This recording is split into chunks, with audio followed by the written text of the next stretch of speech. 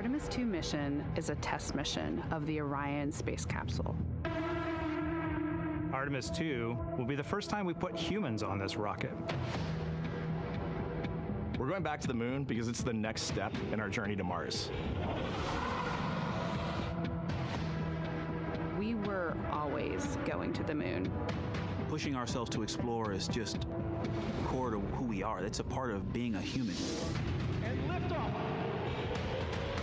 We shall return. Continuing to test out every bit of Orion.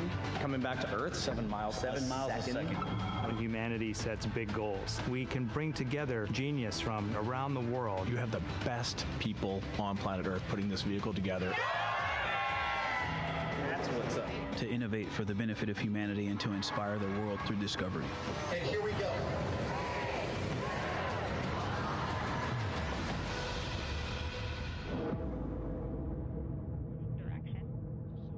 1972, 2:25 p.m. Eastern Standard Time.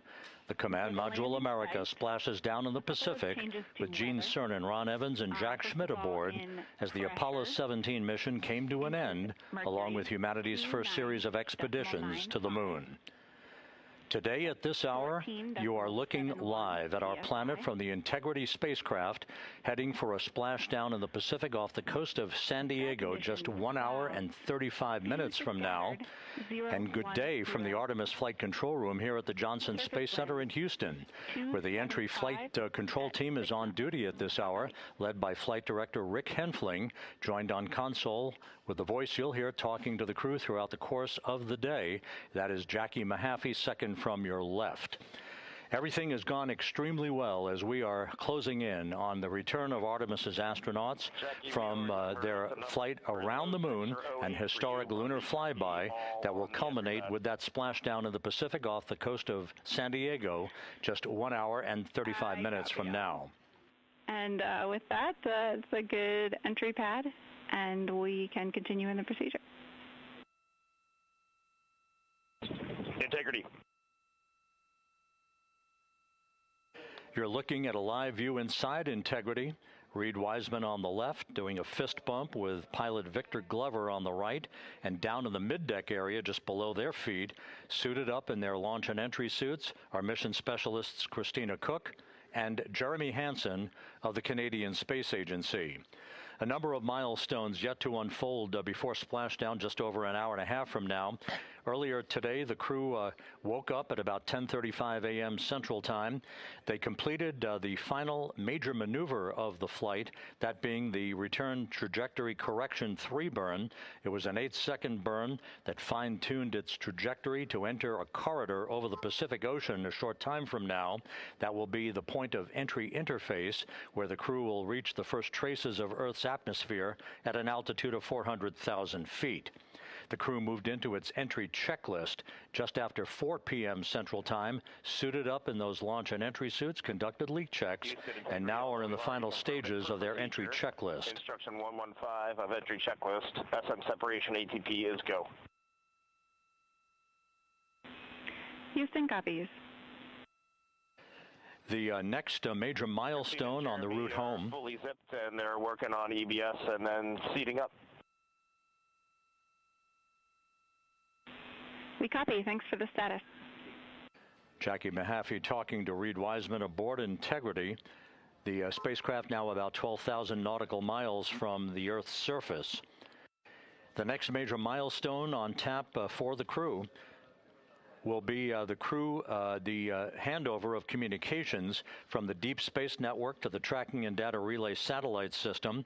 The Deep Space Network came into play after the translunar injection burn back on April 2nd that propelled Integrity toward its lunar flyby. We'll be back on the TDRS network here in about 41 minutes. Following that, the next activity will be the pyrotechnic separation of the crew module from the European service module. That is scheduled at 6:33 p.m. Central Time, followed 4 minutes later by one final critical maneuver. That will be a 19-second burn of Integrity's thrusters in what is called the crew module raise burn. Now, what that does is it basically acts If you were sitting in a reclining chair, you'd basically tilt yourself back. It raises the aft end of Integrity ever so slightly, and that is the final opportunity for us to fine-tune the angle of attack of Integrity through the area of peak heating at entry interface that will come a bit later on, about an hour and 18 minutes from now. So after the raise burn, we will be in the final orientation that will minimize any peak heating on the heat shield of Integrity, and prior to the time the crew enters the Earth's atmosphere at an altitude of 400,000 feet. Entry interface. This is the critical time where the crew will reach the first traces of Earth's atmosphere at an altitude of 400,000 feet, traveling 34,882 feet per second. Just 24 seconds after entering the Earth's atmosphere, we will experience a communications blackout expected to last 6 minutes in duration. This is planned, and it is caused by the interaction of the velocity of Integrity with the friction of Earth's atmosphere. There will be a buildup of plasma around the vehicle, and that ionization will prevent any communications with the crew and any receipt of data by flight controllers here in Mission Control. That blackout is scheduled to begin at 6:53 and 54 seconds p.m. Central Time. Again, a 6-minute blackout that will end, if all goes as planned, at 6:59 and 55 seconds p.m. Central Time. At that point, we expect to regain communications with the crew and a reacquisition of data through the Tracking and Data Relay satellite system. We will have a series of roll maneuvers. These are computer commanded that will roll the vehicle slightly to the left, then back to the right. That will bleed off excess energy as we begin our peak period of velocity.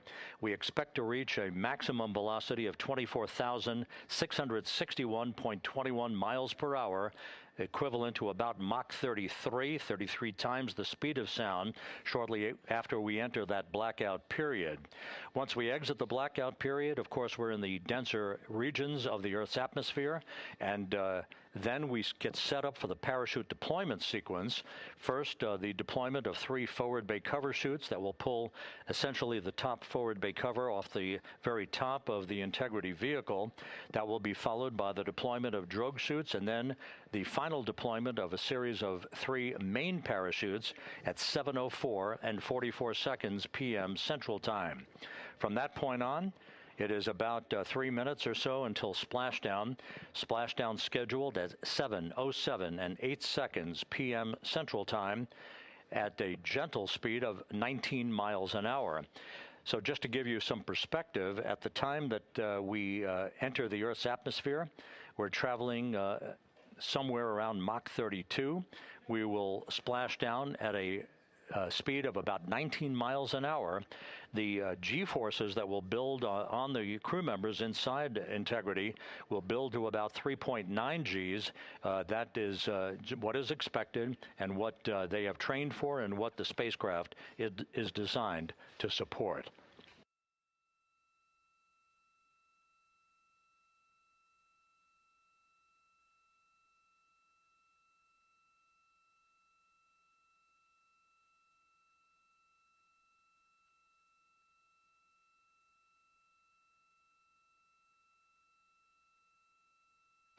The latest weather forecast out in the recovery zone off the coast of San Diego is a go forecast from our meteorologists here at the Spaceflight Meteorology Group at the Johnson Space Center.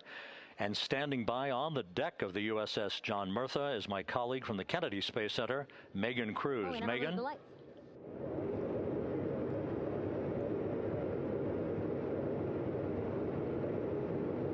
Hey there, Rob. Yeah, welcome to the bow of the USS John Murtha. This is where we will report out live updates from the ship as NASA and the U.S. military work to recover our Artemis II astronauts in just about an hour and a half. How exciting. Now, right now, as you can see, we are out in the Pacific Ocean. We are just west of San Diego. We're actually staged about 6.5 miles away from where we expect Orion to splash down. And then we will incrementally move closer. So at the time of splashdown, we'll be about 5 miles away, and then we will move to 3.2 miles away. At that point, we'll pause, make sure that all the debris that might be coming down with Orion, because basically some parts of like the parachute system, they're jettisoned off Orion during descent. So we'll just want to make sure that those all land in the water and that we are safe to move even closer. So we will make sure that we can move a little closer, and at that point we will move to a mile away from Orion. And at that point the ship will circle the capsule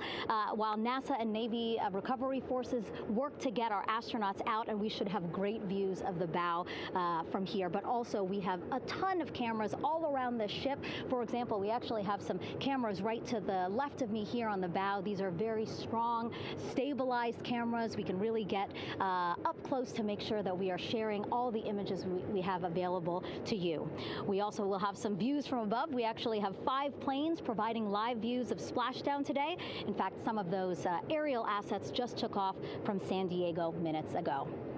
And then actually here on the flight deck, you see 4 helicopters, the 2 in the back. Those will take off in about 30 minutes from now, also with live cameras. So again, lots and lots of imagery that we hope to share with you today. And then those 2 helos in the front, those 2 will pluck the crew out of the water and fly them back to our ship. Now, the combined team here on the ship, more than 550 people, left San Diego 4 days ago, and since then I've watched different teams train every day, rehearse, final preps to make sure that they're ready for today. So to give us more of an update about how recovery is going on right now, why don't we turn over to Paul here, Paul Serpinski. He is the Assistant Artemis Recovery Director. Great to have you here, Paul. Great to be here, thanks. Absolutely. So you just left the landing forces operations center here on the ship. How are we looking for recovery? Right now, it's looking great. When I left, they were just about to get into weather briefing with Mission Control Center in Houston, but listening to the loops this morning and everything that's been going on, the reentry trajectory correction burn, the return trajectory correction burn went great. They were right down the money, right on the money, right down the middle where they should be coming back. Our forces here are teams out in the water. All our boats are launched or will be imminently. So yeah, it's just coming along great. Yeah. It's really nice to see. We did see some of those boats float behind us. We were hoping to give you a live view, but of course they floated right out of the camera shot as you came to us. But so basically the team right now here on the ship, basically like monitoring mode, but really things will pick up about 15 minutes after splashdown. Yeah, so a couple minutes before splashdown, things start happening really, really fast. Mm-hmm. Some events during the re-entry, they're maybe a second or 2 apart, and so it just takes a whole lot of effort and a lot of updates back and forth between us and Houston to try to keep track of everything that's happening, all in real time. And then after splashdown, that's when the recovery team really kicks into high gear. We have our boat teams, our boat crews going out, our divers doing hazardous assessments as they get progressively closer to the capsule, making sure it's safe for all of our people to go in, and it's also safe for the astronauts to come out, because really at the end of the day, that's what we're here for, is we're to make sure that the astronauts get home safe after their tremendous journey to the moon and back. But then also we have, like you mentioned on a minute ago, all of our imagery helicopters are taking imagery, camera shots of it as it's coming in all the way through splashdown. I mean, they'll see it as soon as it crosses the horizon, all the way to the ocean here. And then afterwards, we have to recover actually Orion to bring it into the well deck of the ship. Absolutely, yeah. And so once the astronauts are safe on board, then those same dive teams are going to transition into securing the capsule. They'll position some equipment around it to kind of facilitate that. The ship will move into position. We'll attach a really big winch line to it, and then a bunch of tending lines. We'll pull the capsule around behind the ship and then start to slowly bring it in. And then, Orion comes in, goes hard down, and everyone cheers. Great day. Great day, exactly. Lots to coordinate, a lot to manage. Basically, planning for this recovery, Artemis II recovery, started a month after Artemis I launched. That was the uncrewed test flight of the Space Launch System rocket, as well as the Orion spacecraft. That was November 2022, a month later, all the planning for this. How does it feel to be so close to welcoming our friends, our astronauts, home? I mean, for the whole team, I walked around the ship this morning just kind of visiting with a lot of people, a lot of groups, and just kind of get the feel of them. And everyone has that same kind of mentality. Everyone's excited. Everyone's thrilled to see all that work that's what we've been doing, like you said, for the last 3 years, since right after the last one came back till now, and some people even further back. Some of them go back a decade or more. So everyone is just excited, and they're ready. They're really ready for this, and just to be able to see our crew come back, that's going to be a thrill for everyone. How are you feeling? Are you ready? Is this something you ever thought you'd be doing? I'm ready. I'm excited. This has been the pinnacle of my career so far. It really has. I've seen a lot of firsts, a lot of lasts, but I can't think of ever topping seeing the first crew to go to the moon and back in 50 years, and to be here and be a part of that. And it's just a tremendous privilege. And on behalf of the whole team, I'm thrilled, and so are all of us. We're ready. Yeah, I definitely think that those words really embody how everybody on the ship is feeling. So thank you so much, Paul. I appreciate you being here. And so, Rob, we'll toss it back to you again. We will continue to join you with live updates from the ship as much as possible. Thank you, Megan. Back here at the Johnson Space Center, the entry team of flight controllers looking over the shoulders of Reid Wiseman and Victor Glover there on the flight deck of Integrity, and again just below their feet in the mid-deck area, if you will, Christina Koch and Jeremy Hansen of the Canadian Space Agency. They're in the final review of their entry procedures and all of the activities that will follow here very shortly in trip hammer fashion. We should note that after splashdown occurs, the flight control team here in Houston will be monitoring the orientation of the Integrity spacecraft. We are expecting it to splash down upright in what is called the Stable 1 configuration, with the top of the spacecraft pointed upward. Stable 2 would indicate that it is upside down in the water. Regardless of the orientation, there will be 5 inflatable airbags called the CMOOS system. That's the acronym for Crew Module Uprighting System. We are suit on complete. Houston copies. Reid Wiseman acknowledging that the final steps in suit donning are now complete for the crew. Leak checks have been completed earlier. The CMOOS system, those 5 inflatable airbags, will be inflated with helium. Those airbags will ensure that the vehicle remains upright. While that activity is going on, the flight control team here will be checking the systems on Integrity, also making sure that there's no leakage of toxic gas from the spacecraft. It should take about 15 minutes from splashdown to the power down of all of the systems on Integrity.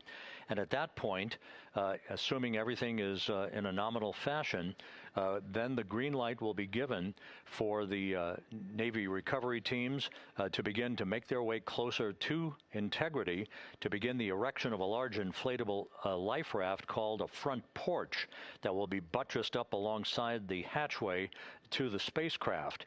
That life raft will be used to bring the crew members out of this vehicle once the hatch is open, one by one. They'll get their land legs back after 9 days of weightlessness before they're put in harnesses to be hoisted one by one in sequential fashion, in an alternating fashion, to the 2 hovering Navy helicopters overhead. Houston Integrity for status. Go ahead. Seats 3 and 4 are connecting umbilicals. We're going to be stepping into leak check soon. 1 and 2 will be seated. 3 and 4 will be free float, and we'll configure EPROC accordingly. Houston, copies all.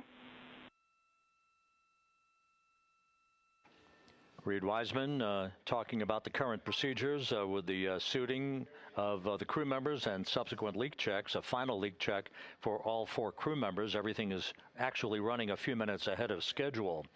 So once the life raft is inflated next to the Integrity spacecraft and the recovery teams have arrived alongside of the vehicle, the hatch will be open and the crew members will be brought outside into that front porch, as it is called, one by one. They then will be hoisted into the hovering helos overhead. And those helos then will turn around once the 4 crew members are on board, 2 for each helicopter, and will head back to the ship. That should be about a 10 to 15-minute transit. Once the helicopters land on the deck of the USS John Murtha, the crew members will be exiting those helicopters and brought into medical bay on the deck on the ship itself for comprehensive medical exams. They will spend a period of time yet to be determined on board the USS John Murtha before they are flown by helicopter to the shore in San Diego, to the San Diego Naval Air Station, and ultimately will board a NASA jet for the flight back to the Johnson Space Center here in Houston. Just to recap some of the key times that are coming up, we are expecting the separation of the crew module from the service module just 43 minutes from now. That is expected to occur at 6:33 p.m. Central Time, 7:33 p.m. Eastern Time. That will be followed just 4 minutes later by the crew module raise burn, the use of Integrity's thrusters one final time in a 19-second burn to slightly tilt the vehicle up into the correct orientation or angle of attack to ensure that it enters the Earth's atmosphere at the right angle, if you will. That will help deflect the buildup of heat against Integrity's heat shield. This was a deliberate move, a change in the procedures from the Artemis I mission that resulted in unexpected char loss on the Avcoat heat shield that had not been intended based on the entry trajectory for the Artemis I mission. What we're doing is we deliberately changed the trajectory of the entry from a skip entry that was about a 3,000-mile transit across the Pacific Ocean. We are expecting now from entry interface to the point of splashdown to have a range of just 1,701 nautical miles, and that in of itself will reduce the exposure time of heating on the heat shield of the spacecraft. Once the raise burn is complete, then the stage is set for entry interface at 6:53 and 31 seconds p.m. Central Time. That means that Integrity will be entering the Earth's atmosphere at an altitude of 400,000 feet, traveling at about 34,882 feet per second, heading for its splashdown site off the coast of San Diego, as you just heard from Megan Cruz on the deck of the USS John Murtha. Splashdown once again under those 3 main parachutes is expected at 7:07 and 8 seconds p.m. Central Time, 5:07 p.m. Pacific Time, 2.5 hours before sunset. The actual total distance traveled for Integrity from launch to splashdown is estimated at 694,481 statute miles. Now that includes the first high elliptical Earth orbit following launch that enabled Integrity to move to 43,000 miles above the Earth at its apogee, and enabling a 24-hour period of systems checkouts before the flight control team here and the mission management team gave approval for Integrity to conduct its translunar injection that propelled it on its way to the moon and its historic lunar flyby. So the total distance we expect this vehicle to have traveled at splashdown, 694,481 statute miles.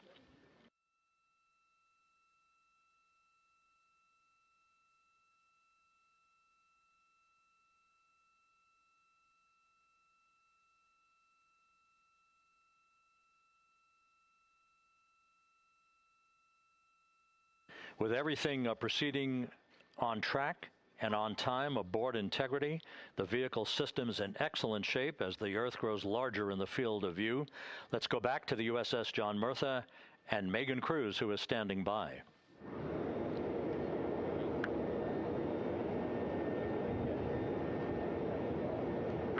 Hey, yeah, Rob, welcome back. Again, we are out in the Pacific Ocean, staged just about 6.5 miles from where we expect Orion to splash down now in just over an hour. How exciting. And the weather, awesome conditions here. I know you see some wind blowing around my hair, but really nothing to speak of when it comes to having to recover our astronauts, as well as no waves here, really. So yeah, we're expecting a really great day. Also, hopefully, some really great views. You can see behind me that some of the clouds are starting to break up, so that's really exciting. And now Now, of course, this ship has a lot of people ready and excited to welcome our crew back home, including Dr. Rick Schuring here. He is a NASA flight surgeon. Great to have you here, Rick. You too, Megan. It is a blessing to be out here this day with our teams. We've trained 3 years for this nonstop with the U.S. Navy and along with EGS, and we've so looked forward to this day. And you know, just by God's grace, everything's parting, the skies and everything. The crew's doing great. Looking forward to coming back, and our teams are ready. So this is one of those days you've dreamt about, and now it's finally here, and we're ready, and just thankful to be a part of it. Yeah, and you play a really integral role. When was the last time you spoke to the crew, and how are they feeling in this last hour before splashdown? Sure. Yeah, so the crew woke up. When they splashed down, they were woken up about 8.5 hours ago. Me and my fellow crew surgeons, Doctors Chris Hansen, Rafi Kumjian from the Canadian Space Agency, spoke with them about 6.5 hours ago, just to double check on how they were doing, if there's any medical issues, you know, how they slept, and then kind of go over their landing day protocol for their medications, for what we call a fluid load, to try to replace some of the fluid and electrolytes that they've lost with just a normal space adaptation. Once they got to space, they kind of have to replace some of that fluid to help them with the whole landing kind of readaptation to 1G, which they haven't done for the last 10 days. And then just kind of let them know how things are going to play out, you know, out with the open water teams all the way until we finally get to the med deck. So they were very pumped up, very hurried though. They had a lot of cabin configuration, a lot of things to get ready. So they're excited, but also very focused on the job that they had to do. So like again, we've trained a long time for this, and we're ready. And you said some medications. I mean, those are kind of just to mitigate the effects of, obviously, their more than 695,000 mile journey back to Earth. It's just like anti-nausea medication, right? Yeah, exactly, Megan. The you know, astronauts are very healthy, fortunately, and even when they come back in reentry, you know, the human system is very kind of dynamic. It has to readapt very quickly, and one of the most common responses they get is just some stomach awareness, to some nausea, even to some vomiting. And you know, with our crews that land out in Karagana, the Soyuz crews or our SpaceX crews, you know, they all kind of experience the same thing. This will be the first time we're landing in water since December 1972, and I worked with all the Apollo astronauts years ago, and they all told me that, you know, landing in the water, especially in the Pacific, can be very provocative. So we take steps to give them medicines to really mitigate some of that nausea, vomiting, help them feel a little bit better, and also sometimes just use a little anti-inflammatory medicine just to help with coming back to 1 Earth, or 1G. The effects of microgravity, especially as you age and you have a little arthritis, you feel great in microgravity, and everyone kind of curses coming back to the ground like, oh dang, 1G, but so that helps a little bit. But for the most part, the main thing is just replacing that fluid and then trying to help them with that transition back to 1G, and then we're ready to go. Yeah, and their health is assessed almost immediately after they splash down. Yeah, so we have Dr. Jesse Wang, and we have our independent duty corpsmen, who are the Navy version of paramedics, extremely highly trained, highly experienced Navy medics and divers, who will go out there, open the capsule about 28 minutes after splashdown and do the first initial assessment. So Jesse and his team will go out there and look at each crew, kind of do their assessments, get vital signs, report back to Drs. Haas and Kumji and I back in the med bay, let them know how they're doing, and then you know, if they've got the normal kind of space adaptation kind of things, we expect that they're good to go on that. If anything, you know, didn't go the way we want, they're all prepared for that as well. And Jesse and his team, I mean, you know, this is their full-time job, taking care of, you know, sailors and folks who might be injured. We don't expect any injuries, but coming back, you know, going 25,000 miles an hour down to, you know, 20, you know, miles an hour is still a dynamic process. I've heard it described as, you know, kind of like a car crash. And then the crew will be ready to go, and Jesse and his team will make that transition to get them out to the front porch, do assessments on them again, call it to our med bay, and then once we have that and they're all good to go and the crew's feeling okay, we'll hoist them up in the helos. It's about a 3-minute flight back to the flight deck, and that's where me and the astronaut chief, Scott Tingle, will actually meet them.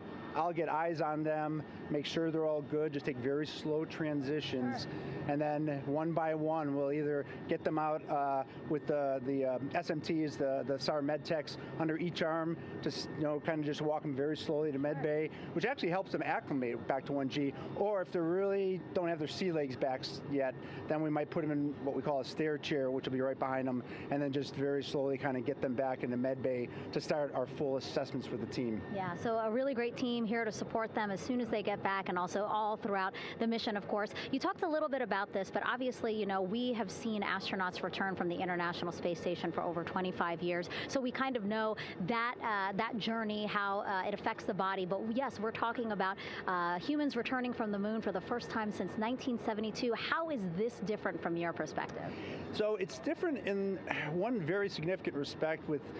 On Apollo, for exercise, they had something called the Apollo Exergenia, which was basically just a little canister with some ropes, and they would have some resistance and kind of do that. And the Apollo astronauts really liked that. They liked the ability to exercise, because you decondition from a musculoskeletal standpoint, you lose your strength and your stamina very quickly. We had something called the Orion flywheel, which was able to impart much greater loads in terms of resistance, so they're able to do squats, deadlifts, different things, not dissimilar to what the ISS astronauts do, but with a lot less room to do it. Mm-hmm. And they also did rowing activities for cardiovascular health, and the crews loved it. But for the lunar crews, the future lunar crews, maintaining that physical conditioning, which our astronaut strength and conditioning rehabilitation specialists, affectionately known as the ACERs, back in Houston, really work hard to get them in the best shape they're going to, have to be in to get to the moon.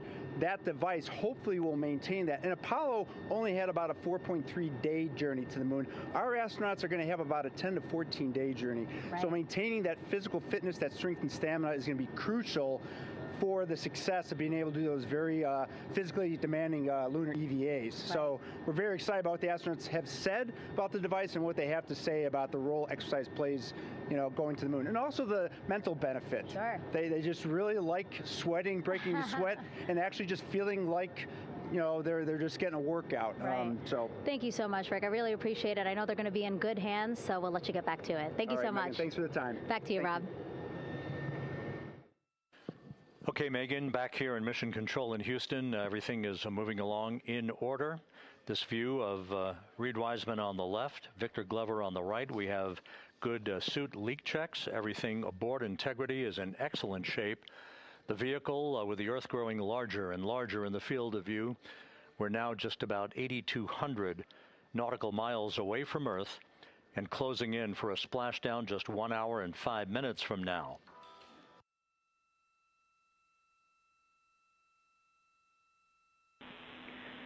Integrity, just under a minute till your GPS maneuver initiates, and both GPS units look eager to acquire. Outstanding. Seats 3 and 4 are working on seat strap in now. Houston copies. Once again, as we start to close in on some of the major milestones, the first one coming up in just 31 minutes. And Integrity, just confirming the LCG gas trap was able to be closed out. Affirmative. Copy. Crew module, service module separation scheduled just 31 minutes from now. The key point of interest, of course, will be the performance of Integrity's heat shield during its high-speed entry back into Earth and the peak heating that is expected around the spacecraft of some 4,000 to 5,000 degrees Fahrenheit. On Artemis I, as I think most folks know by now, we flew a trajectory known as a skip entry, in which we performed an initial dip into the atmosphere to bleed off some energy. Then we skipped out of the atmosphere and dipped back into the atmosphere before splashing down in the Pacific. But after the mission was over with, we noticed unexpected liberation of some of the charring effects on the heat shield known as AVCOAT. Before the flight, we had an opportunity to sit down and talk with Entry Flight Director Rick Henfling to get a perspective on what this all means and how the mission was redesigned to try to protect Integrity's heat shield to a higher extent. Let's take a look at that interview. Returning from the moon is a lot different than deorbiting from low Earth orbit. When we return from the moon, we expect to achieve velocities upwards of 36,000 feet per second. And in order to slow down to a nice, graceful splashdown in the Pacific Ocean, the flight crew is going to experience between 3 and 4 times the force of Earth's gravity. On Artemis I, pressure buildup inside the char layer of the heat shield resulted in the char losses we saw. NASA established a Tiger team whose job was to investigate the cause of the problem and then make recommendations on how to fly the Artemis II mission safely and successfully. And so for Artemis II, we are going to fly a profile that ensures the spacecraft will not see that same type of pressure profile. And so the char losses seen on Artemis II will not be like the ones that we saw on Artemis I. Rick Henfling indicated that the orientation of the spacecraft and the shortening of the distance of transit to the splashdown zone from the point of entry interface when we reach the top of the Earth's atmosphere, which will be coming up at 6:53 and 30 seconds p.m. Central Time, should do the trick in minimizing the deleterious forces against that heat shield that were noticed on the Artemis I mission. We think we see a beautiful sunrise over the west coast of Australia.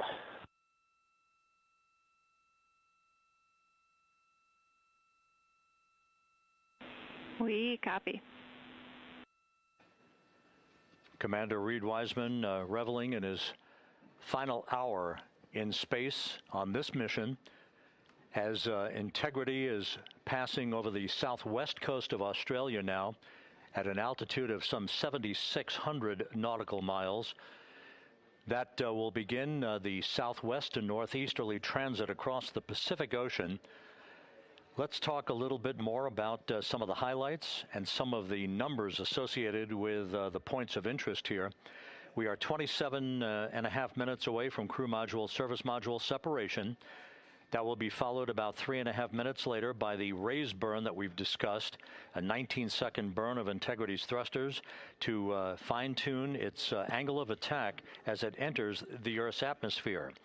Entry interface is scheduled 47 and a half minutes from now. That's the point at which we will reach the top of the Earth's atmosphere, traveling about 34,882 feet per second at an altitude of 400,000 feet. Just 24 seconds after entry interface, we will begin a blackout period of 6 minutes in duration at 6:53 and 54 seconds p.m. Central Time. Now, right about 10 seconds after the blackout period begins, we are expected to reach peak speed, which would be 24,661 miles an hour. That'll be about 103 miles an hour short of the velocity record set by the Apollo 10 astronauts, Tom Stafford, Gene Cernan, and John Young, when they returned from the moon on the Apollo 10 mission in 1969. That blackout period is expected to last 6 minutes in duration. At 6:54 and 52 seconds p.m. Central Time, we'll reach our peak heating period of about 4,000 to 5,000 degrees while we're in a communications blackout from Integrity and its astronauts. That blackout should end at 6:59 and 55 seconds p.m. Central Time, at which point we expect to regain communications with the crew. Capcom Jackie Mahaffey here in the flight control room will be talking to the crew, calling them, and we'll await a response from the crew as they come out of that blackout period. And at that point, their altitude will be just 157,000 feet above the Earth, traveling at 13,000 feet per second with a range to splashdown of just 147 nautical miles. From that point on, the next key series of events will be the deployment of a series of parachutes that we discussed before. First, the forward bay cover chute deploy that will pull the forward bay cover away from the top of Integrity, followed by drogue chute deploy and then the main chute deploy that's expected at 7:04 and 44 seconds p.m. Central Time. That will begin the gentle descent of Integrity towards its splashdown at just a velocity of just 19 miles an hour, and that will begin the recovery operations that you just heard Megan Cruz discuss with her folks on the USS John Murtha. All of Integrity's systems in great shape. The crew is suited up. Leak checks complete as we stand by for the next major milestone, which will be the crew module service module separation just 24 and a half minutes from now.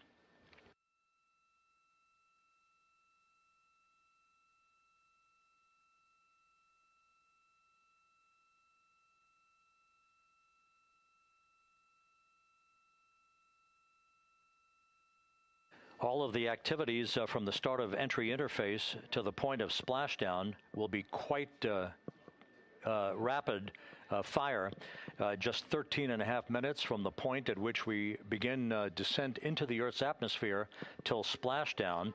And just to show you, as Rick Shearing, the flight surgeon, alluded to in his interview with Megan Cruz, all of this happens to decelerate the vehicle from traveling around Mach 33 to just 19 miles an hour at splashdown. All of that happening in just 13.5 minutes. But the vehicle and the parachutes are all designed to support all of that, so we'll be standing by to report all that to you in sequential fashion as these milestones are ticked off and as we hear from the crew during its entry back into the Earth's atmosphere and ultimately when they emerge from the blackout period, and at that point we'll be just minutes away from splashdown.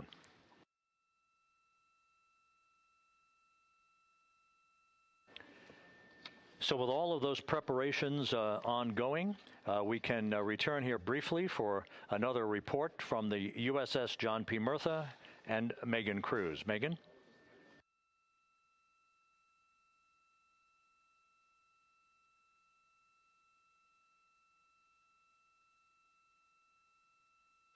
And we'll regain that communication with the USS John P. Murtha just momentarily.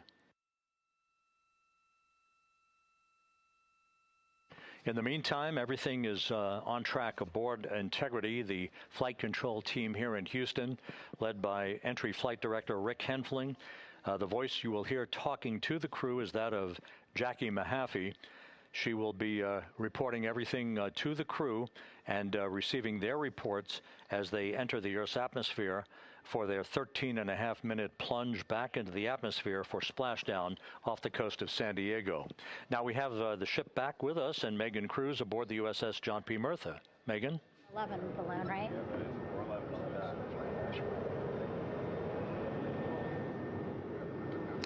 Hey, Rob, yeah, the excitement is really building here on the ship. I'm watching right now one of the weather balloons being lofted up from the ship. Again, weather balloons, very important for us to make sure that we are tracking the right kind of weather and also the data that's needed for what's called our Sasquatch team. Again, it's a team out of NASA that basically makes sure that the debris that comes off of Orion, again, some of those pieces of the parachute system, make sure that they don't fall on us here in the sea, and also our aerial assets, our folks in helicopters. So watching that float away right now. But with me right now is Captain Eric Kenny. He's the commanding officer of the John P. Murtha naval ship. Thank you so much for being here. There are so many moving parts that you have to keep an eye on. That's absolutely right, yeah. But first of all, on behalf of the crew of USS John P. Murtha, Megan, thanks for having me on today. Happy to tell you what we're doing and excited to get the interview started. Yeah, absolutely. Why don't we actually take a look at the flight deck here? We'll start there. Basically, we also, while watching this weather balloon float away, we noticed all 4 helicopters leave the flight deck. We now have an empty flight deck. We had 2 imagery helos as well as the 2 crew helicopters that will go recover the crew. This is just one of the many things that, again, our ship of 550 people, it's something that you oversee as commanding officer. Yeah, absolutely. Every commanding officer, I would say really every naval service member, our priority is always safety. And as the commanding officer, I take that as one of my primary roles here on board. Mission accomplishment is important, safety always. So my day really has, I would say my message to the crew has sort of changed over the past 24 hours. As we're leading up to today, we've been building up the excitement and motivating the team for the training that we've executed. But really over the past 24 hours, now I'm trying to get us to slow down a little bit. Trust our training, right? Don't believe all the hype. Don't believe everything that's going on. Just let's trust what we've done to get to this point. And if we do that, we'll be successful today. Mm-hmm. And also part of the big success is obviously the coordination between NASA and the U.S. military. How does it feel being able to support the human space program we have? Yeah, I mean, since 1959 with Mercury, Gemini, Apollo, the history between NASA and the Navy has been in lockstep. But like any other skill, if you don't practice it regularly, that skill atrophies. So we've had a few decades off from that. But, over the past 4 or 5 years, really with this ship over the past year, we've constantly trained and working for this moment right here. Building up the hype, but to get to this point today, to be able to trust all the training we've done. we've worked with, working with NASA, the Air Force, the medical team, dive team.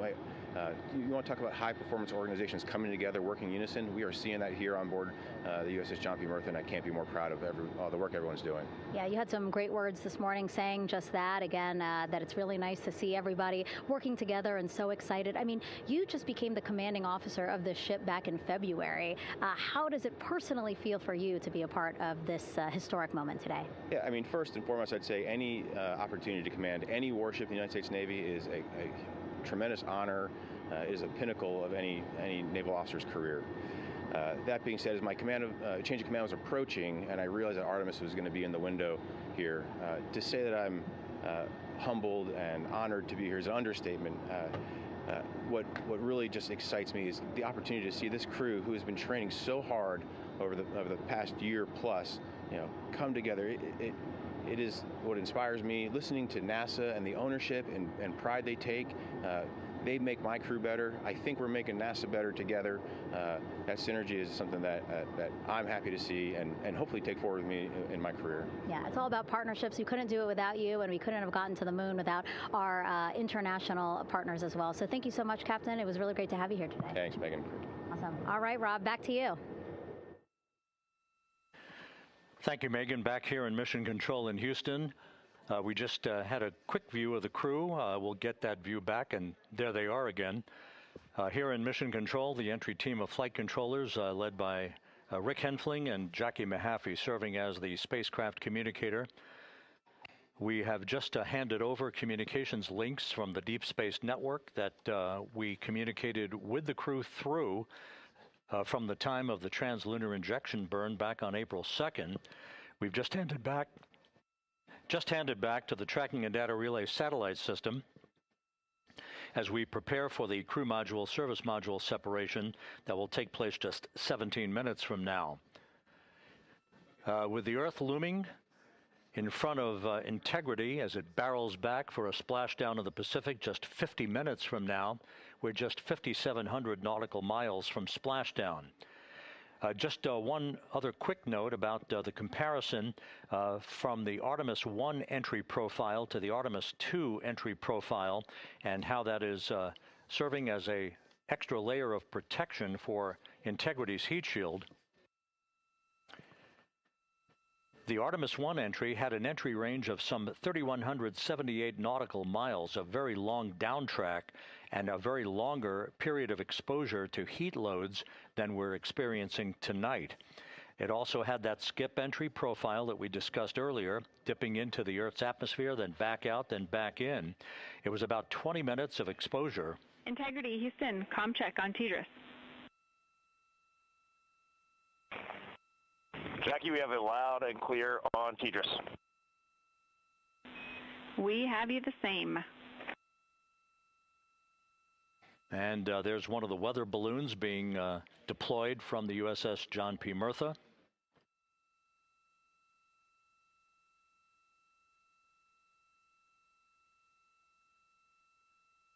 So the Artemis 1 entry had the vehicle. Any update on GPS? We haven't seen a track in yet.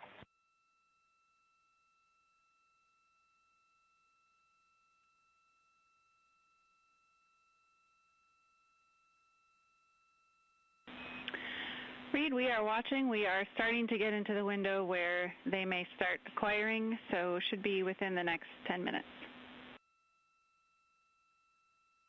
Okay, sounds good. We're holding at step 17 and getting ready for CM-RCS hot fire.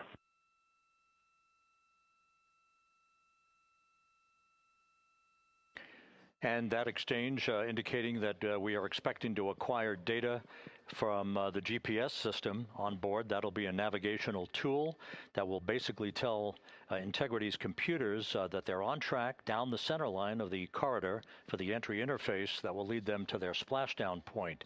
Once again, the Artemis 1 entry exposed the heat shield for about 20 minutes of peak heating. For Artemis 2, we're going to reach a downtrack distance of 1,701 nautical miles from the point of entry interface with just 14 minutes of duration. And it's basically a different angle of attack, a little bit steeper angle of attack that will protect the heat shield from excessive heat loads. So that is the difference between Artemis 1 and Artemis 2, all designed into this mission to gather data, to protect the heat shield, since the Artemis 3 mission and beyond will have a different designed heat shield that will allow that skip entry type of profile to be resumed for all of the future missions coming back from the south pole of the moon when we initiate lunar landings. So we've handed over to the Tracking and Data Relay Satellite System. That's where we'll have communications for the rest of the flight. Just to give you some time hacks here, we're 13.5 minutes away from crew module, service module separation, and just 17 minutes away from the raise burn, that 19-second firing of the thrusters that will basically be the final fine-tuning of the angle of attack for integrity as it enters the Earth's atmosphere.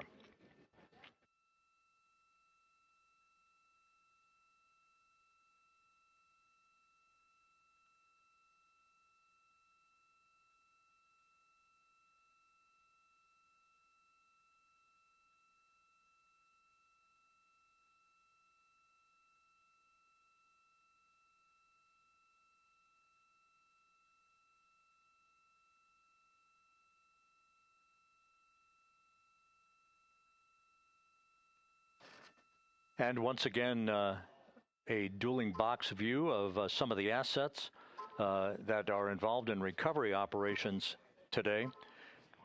The integrity, cabin configured, all crew suited and seated. Houston copies. That confirmation from Reid Wiseman aboard Integrity, as you see the assets being deployed to the splashdown zone. At the time of splashdown, we expect the John P. Murtha to be about 5 miles away from Integrity, keeping a safe distance until we are sure that the vehicle is in the water and upright, and that it is in a good configuration system-wide for the recovery teams to begin to approach the vehicle to erect that inflatable raft. 2 minutes to CM RCS warm-up hot fire. We're ready. That call from spacecraft communicator Jackie Mahaffey indicating that we're 2 minutes away from a quick burst of the reaction control system. Thrusters, that will be a hot fire test prior to the separation of the crew module from the service module. The European service module has performed flawlessly throughout this flight. Everything, all the burns that had been prescribed for that service module have been executed on time and without a problem. There is the European flight control room that has overseen the manufacturing, the design of the European service module. They deserve quite a bit of credit on this mission for not only propelling the Integrity and its astronauts toward the moon, but also conducting the fine-tuning of its trajectory to bring it to this point where we are dead spot on down the middle of the corridor trajectory-wise to bring Integrity down for its splashdown in the Pacific just 44 minutes from now.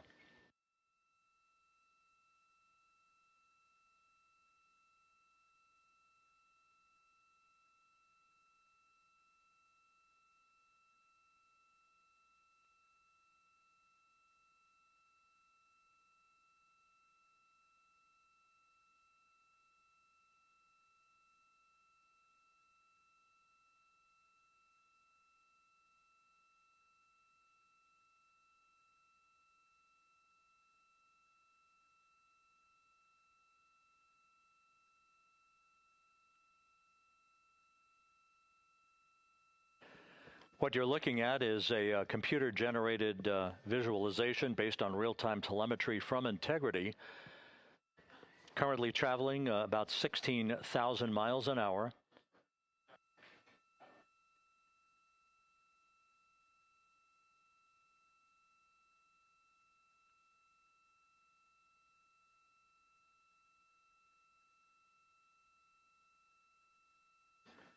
Integrity traveling about 16,000 miles an hour. For the prop cautions, we're taking a look. Copy that. Now just about 5,100 miles from Earth. Splashdown scheduled 43 minutes from now. We're just 9.5 minutes away from the crew module service module separation.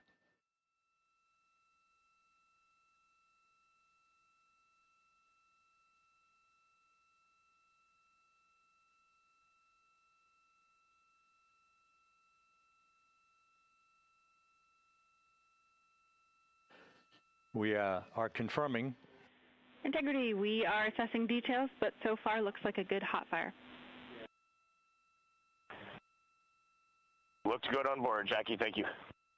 And Jackie Mahaffey took the words out of my mouth. I was just about to say that we had a good hot fire test of the thrusters in advance of the crew module service module separation that's coming up just 8.5 minutes from now. This will begin the period in which we will have rapid-fire succession of critical activities on board that will lead to entry interface just 28 minutes from now, where the vehicle will enter the Earth's atmosphere at an altitude of 400,000 feet. The time of entry interface, 6:53 and 30 seconds p.m. Central Time.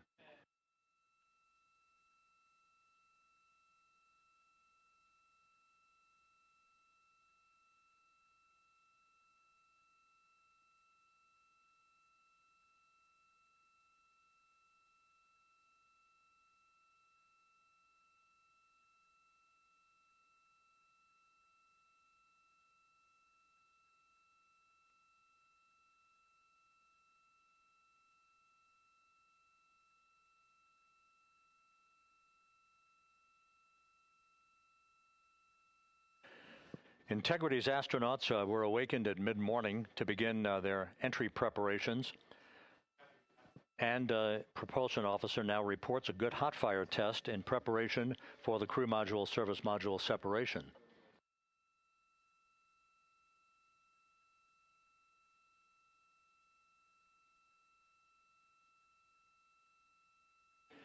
We're now inside 41 minutes until splashdown.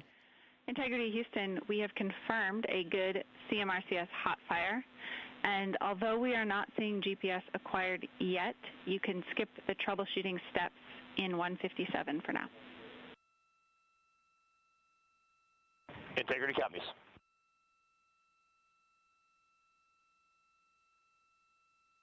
That GPS discussion indicating that we will be acquiring navigational data for Integrity through the Global Positioning System equipment on board. We just don't have it yet, but we will. All of Integrity's systems are in great shape to support its high-speed entry into the Earth's atmosphere.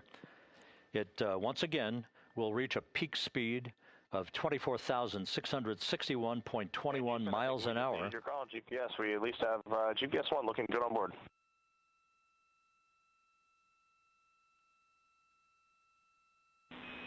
We are confirming.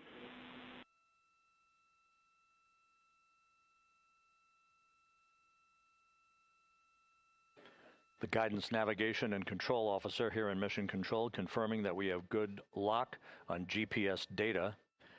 We are on a communications link now through the tracking and data relay satellite system. Now, following splashdown, we're going to lose that link and go to what's called a VLDR, a very low data rate communications link, so that we can talk to the crew inside Integrity as they are on the water. Integrity, confirm we do see good GPS. We do too, especially GPS 1 is accepting in nav channels 1 and 3.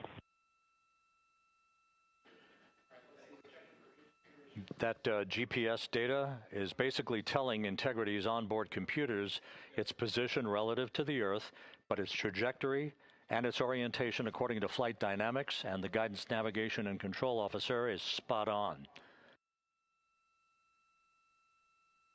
We have now armed the pyros for the crew module service module separation coming up less than 5 minutes from now.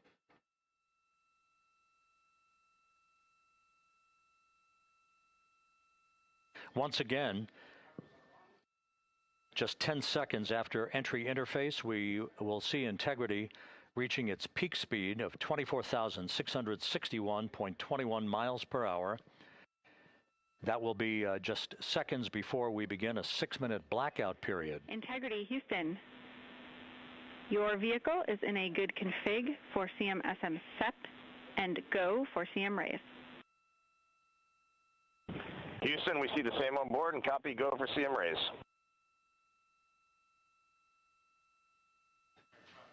That CM raise referred to as the slight firing of 19 seconds by Integrity's thrusters with a change in velocity of 9.9 feet per second, a slight nudge of the aft end of the vehicle so that it's tilted a bit upward, providing the final angle of attack as the vehicle enters the Earth's atmosphere. This being the mitigating factor that will reduce heat loads on the heat shield as we reach a point downrange from the start of entry interface, some 1,701 nautical miles to the splashdown site.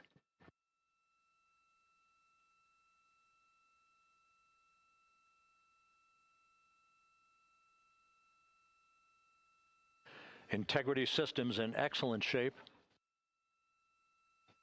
We are currently 3,300 nautical miles left in this mission. Splashdown scheduled 36 minutes, 39 seconds from now.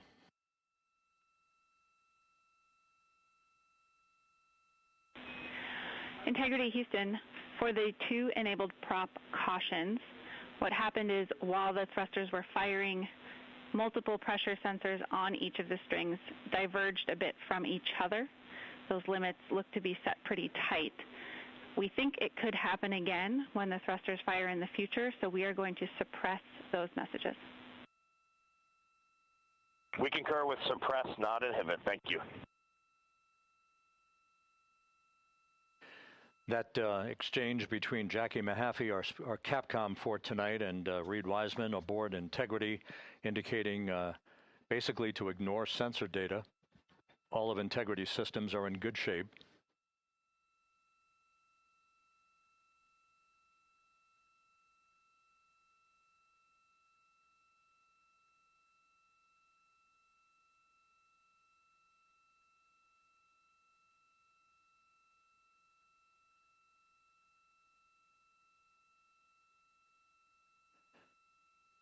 Now, coming up on about 90 seconds till the crew module, service module separation.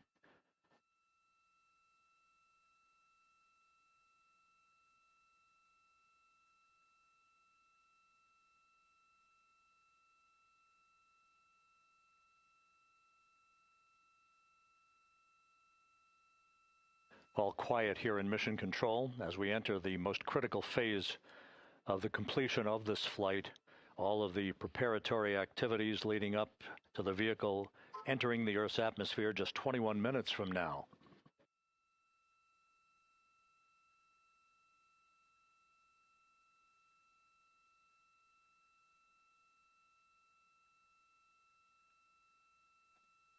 Coming up on 1 minute. Mark 1 minute till crew module, service module separation.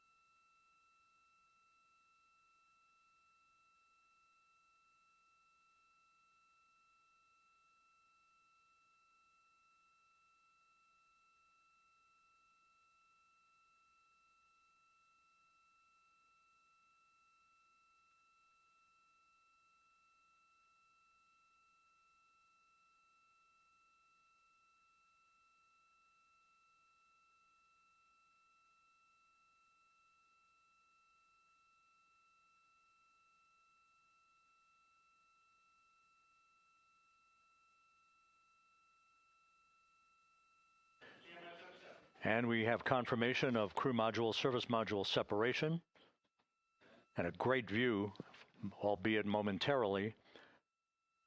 Houston, good step on board. Houston copies and concurs. The European Service Module now separated from Integrity, a job well done. Integrity, no action for the 4 CDH cautions. Those are SM related, not applicable. Integrity.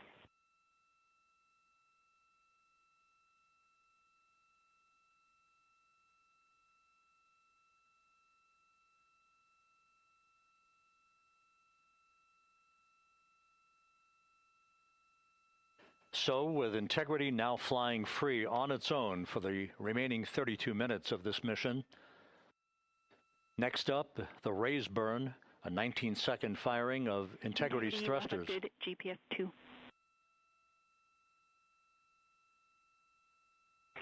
Integrity copies. Good GPS 2. Coming up on the 2-minute mark until the raise burn. Again, this is the final tweaking of the orientation of Integrity to put it in the right angle, if you will, the angle of attack that it will fly in during its entrance into the Earth's atmosphere. Entry interface now just 18 minutes, 25 seconds away. This is a visualization, but driven by real-time telemetry. This is the maneuvering of Integrity to the raise burn orientation. Just 2,800 miles from Earth.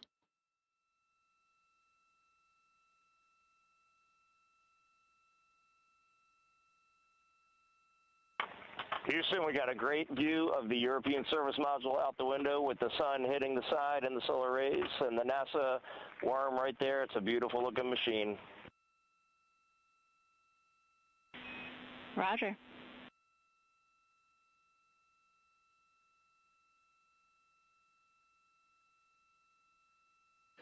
And we have completed the maneuver to the raise burn orientation, 1 minute away from the raise burn.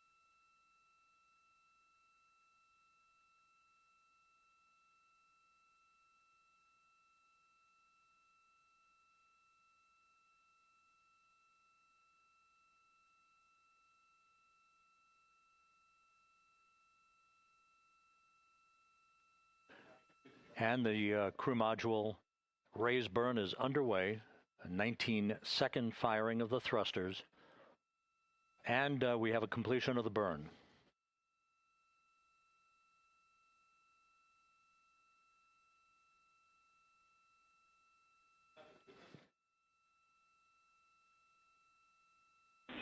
Integrity, good. CM raise burn. Your flight path angle is within limits.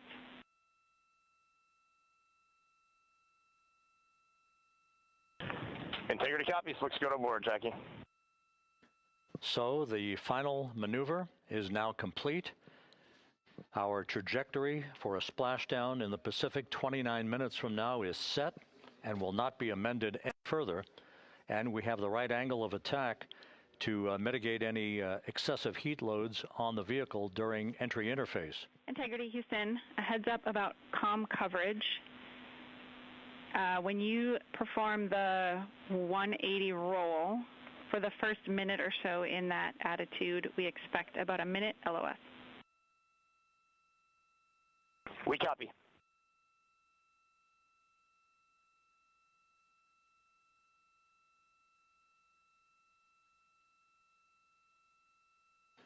So for those who are watching the series of events coming up, we will enter the first traces of Earth's atmosphere 14 minutes, 45 seconds from now.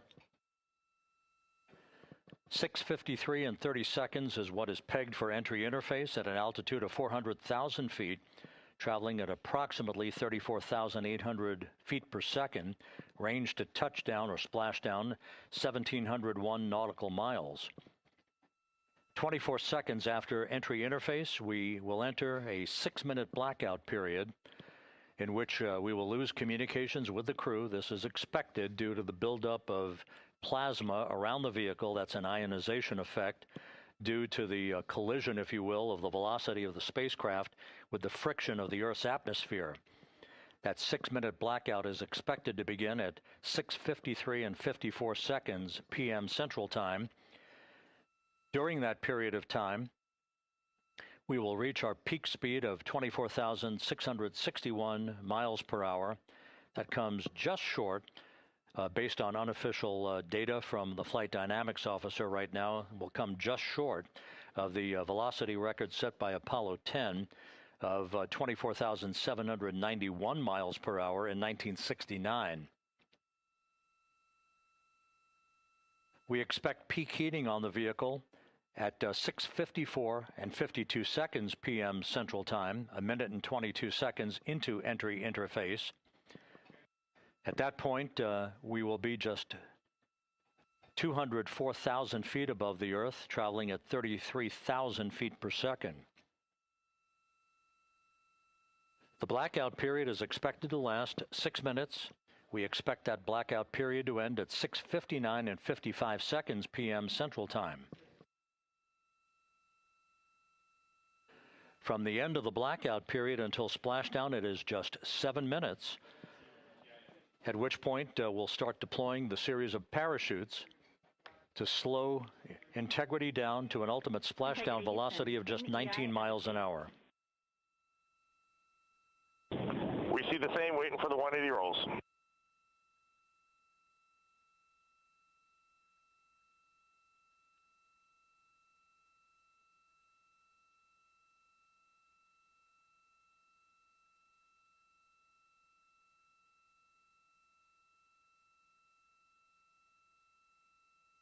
The parachute deployment sequence, once again, will come in several segments, but in rapid-fire succession. And we have a great view of the moon out window 2.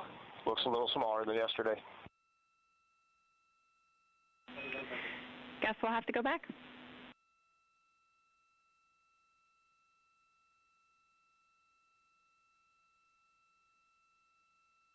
Reid Wiseman and Jackie Mahaffey exchanging discussion on a view of the moon that Integrity's astronauts are seeing in the final minutes of this mission that will be completed with splashdown just 25 minutes from now.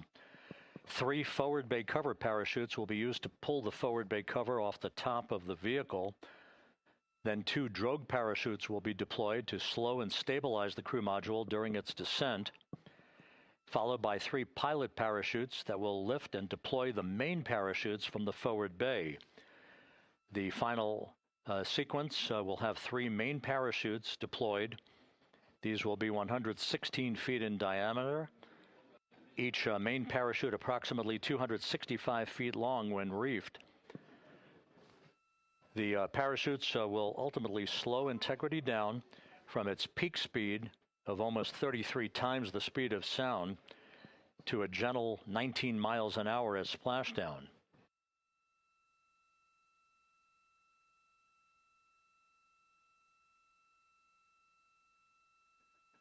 The vehicle is now currently in a roll to the proper attitude for entry interface.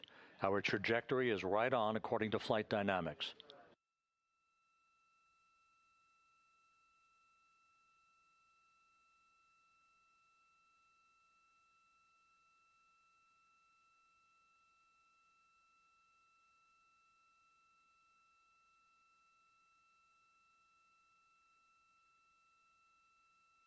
Integrity is on a trajectory from southwest and northeast across the Pacific Ocean, descending at a rate of 15,000 feet per second.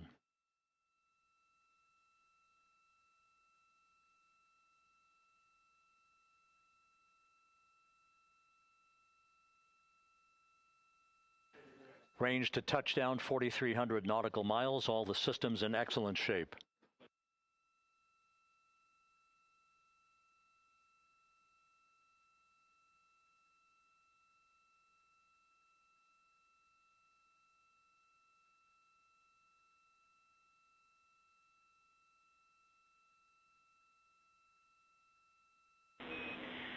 Integrity, Orion in the EI roll 180 attitude. Looks good on board, Jackie.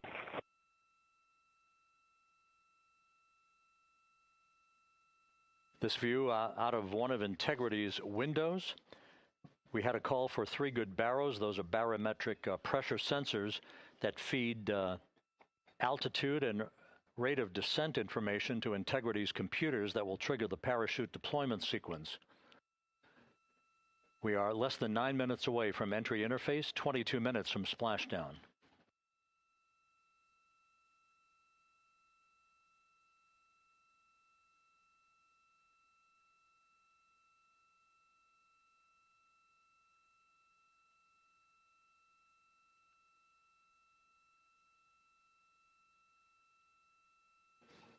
You can see the reflection of one of the crew members in the window.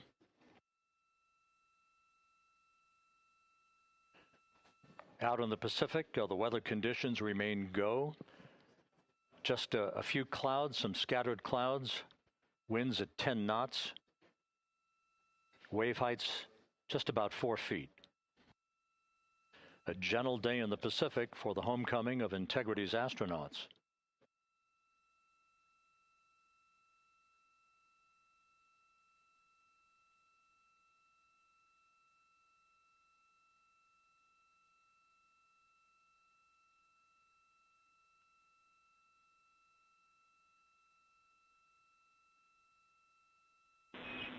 Integrity back in EI attitude.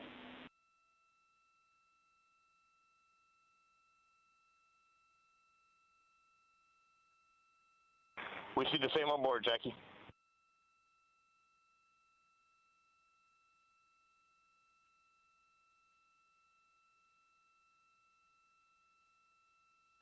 Houston, purge is complete. Crew and vehicle are configured for entry. Houston copies.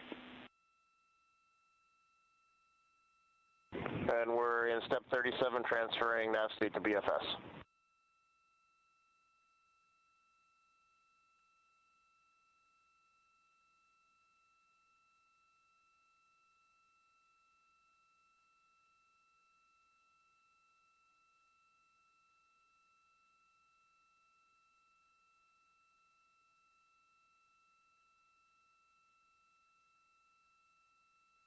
And Houston, in instruction 509, we are not below 0.2.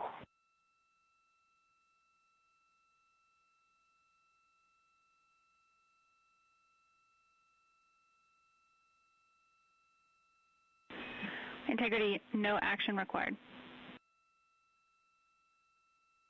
Integrity.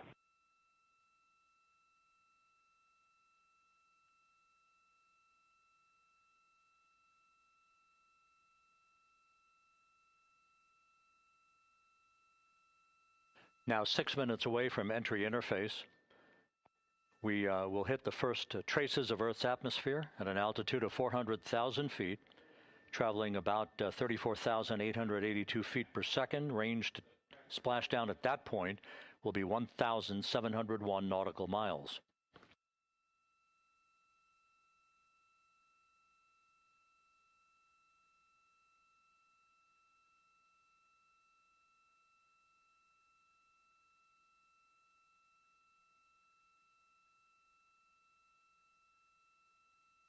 And once again, just a reminder, some 24 seconds after entry interface, we do expect to lose communications with the vehicle and the crew during a 6-minute blackout period when a plasma shield will build up around the spacecraft due to the ionization, due to heating effects.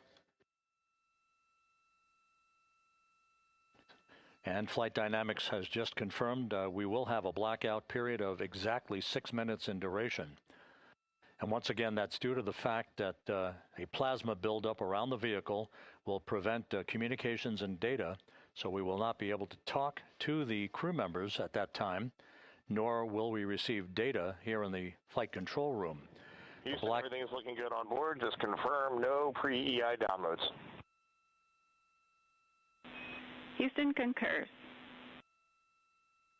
That blackout period to begin at 6:53 and 54 seconds p.m. Central Time, and again will last about 6 minutes in duration.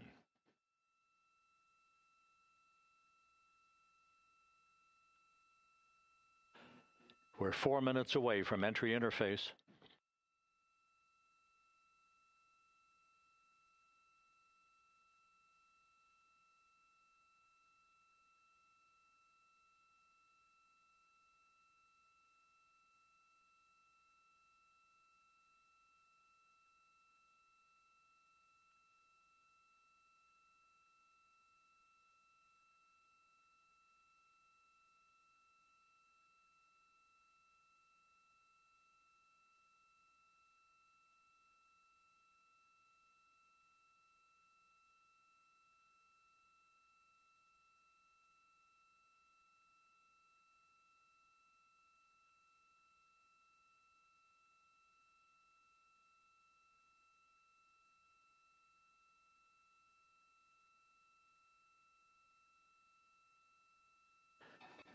This view from Integrity as it crosses from southwest to northeast across the Pacific Ocean, 3 minutes from entry interface.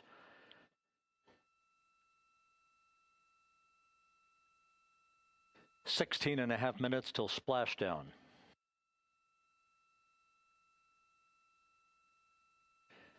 The USS John P. Murtha and the recovery team is on station and in position, as are the airborne imagery assets that we hope to receive imagery from as Artemis enters the Earth's atmosphere and through parachute deployment.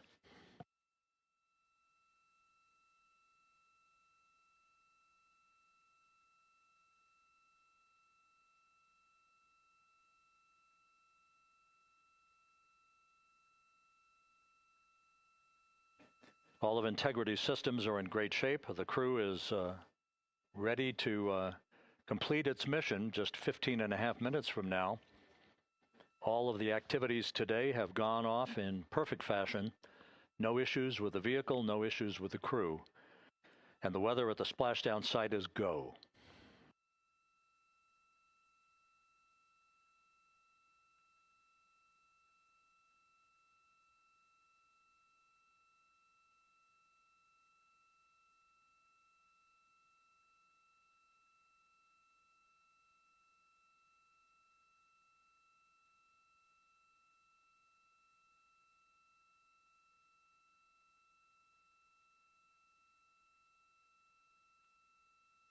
Coming up on 1 minute until entry interface.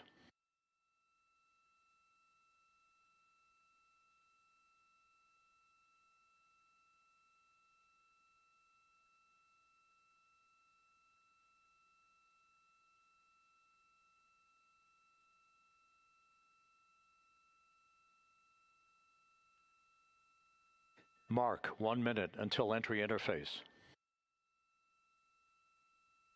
1 minute, 20 seconds until the expected start of our 6-minute blackout. Integrity, 1 minute to a 6-minute blackout.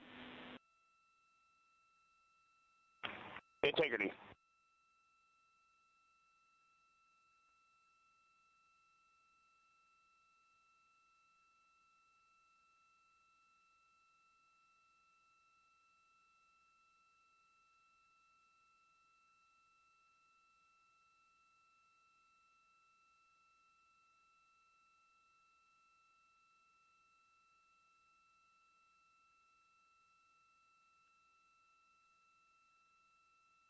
Ten seconds till entry interface.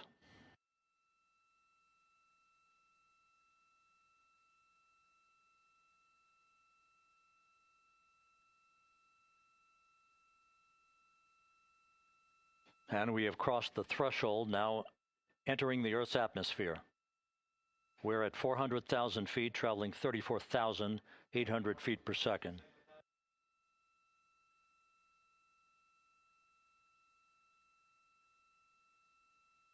Time to splashdown, 13 minutes, 10 seconds.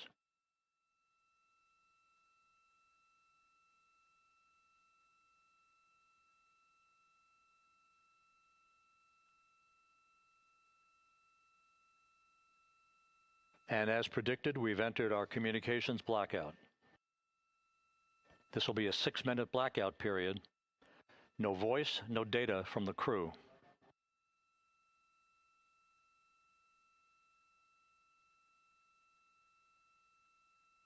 We're 30 seconds away from the anticipated point of peak heating on the vehicle, where temperatures will rise to about 4,000 to 5,000 degrees Fahrenheit. This is the true test of our trajectory.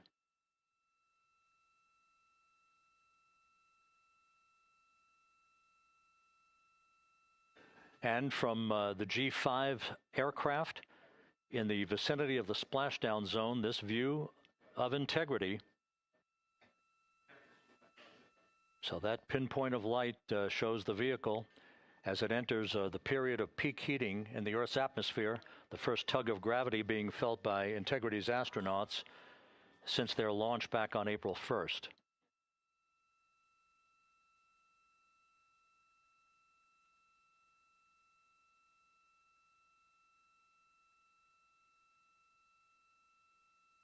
Four and a half minutes until the end of the blackout period. Time to splashdown, 11 minutes, 33 seconds.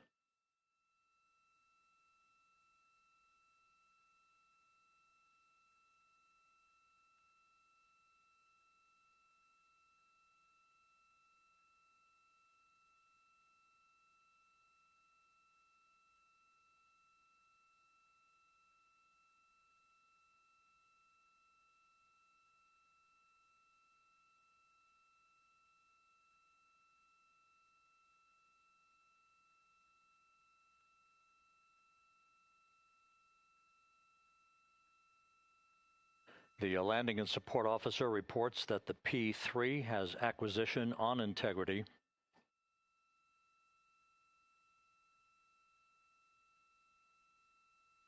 Three and a half minutes left in this blackout period. This is a visualization of the plasma buildup around the spacecraft and the repelling of that heat on Integrity's heat shield.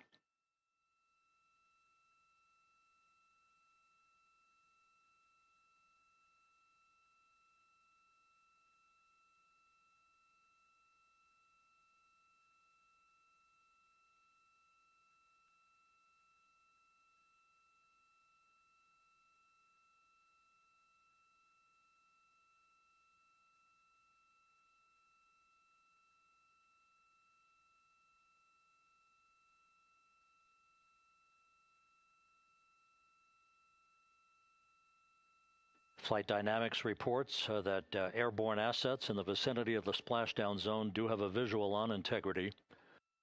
Still 2 minutes and 40 seconds left in our blackout period. Time to splashdown, 9 minutes, 35 seconds.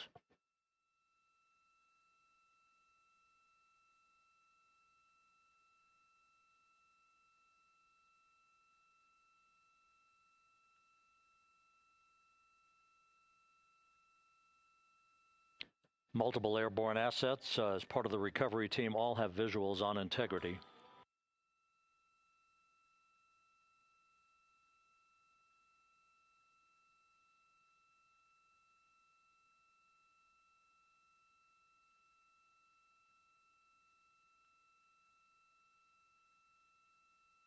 And the WB-57 flying in the splashdown zone also has a visual. And the Navy helos also have visuals.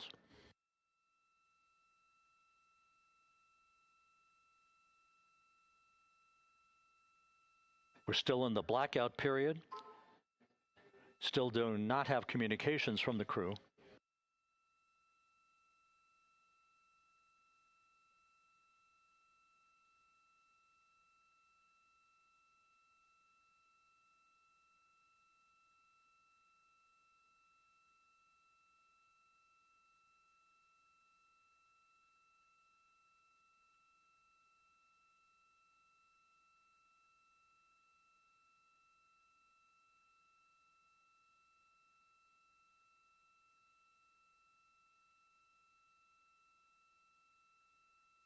We're standing by for communications from the crew. We should be out of the blackout period less than a minute from now.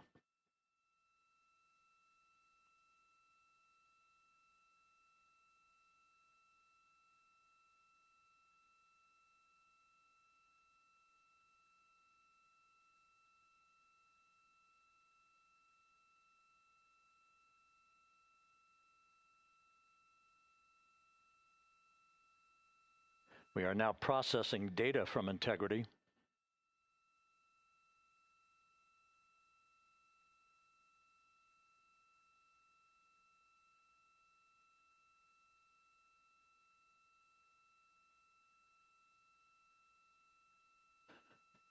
Landing and support officer reports the small boats are en route to the splashdown target zone.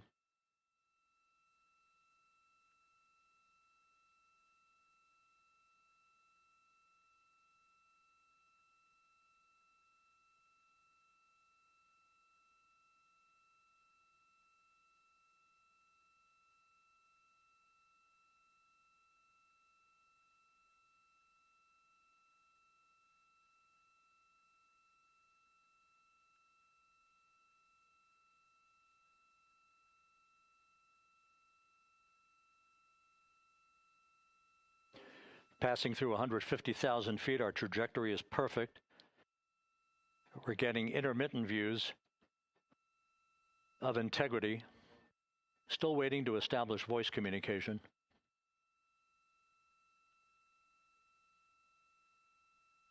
Integrity, Houston, comm check, post-blackout. Houston, Integrity, we have you loud and clear. Your trajectory is nominal, and your recovery teams have visual. Guidance looks good. No action for the enabled internal camera controller fail. Big cheers from the viewing room here in Mission Control as voice communication reestablished with Commander Reid Wiseman. For America and a waiting world, Integrity is 5.5 minutes away from coming home.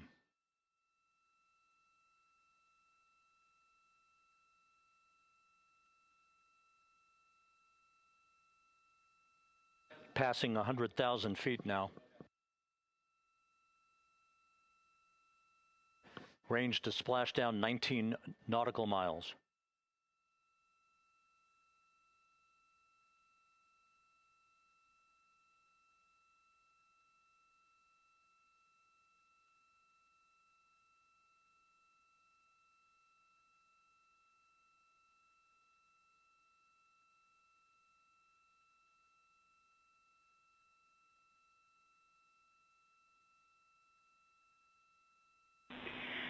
Integrity, impact to the camera controller fail is no Cab 1 views of the chutes.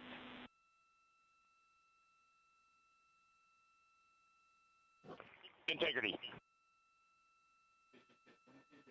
We're processing good data through the GPS system. A good view of Integrity, time to splashdown 4.5 minutes.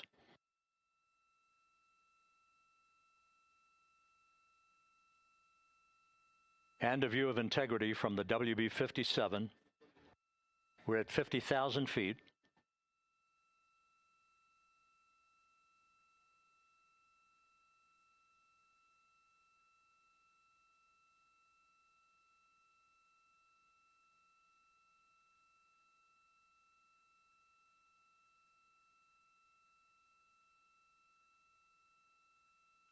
The pyros are armed for forward bay covered jettison.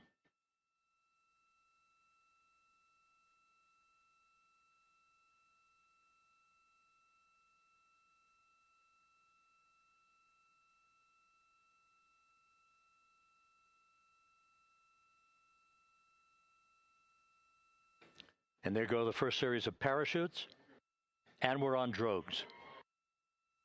And Houston, we're visual 2 drogues out the window. 2 good drogue chutes. Next up. We copy, we see them. Next up, the deployment of pilot parachutes that will pull the main chutes out. Time to splash down 3 minutes and 10 seconds.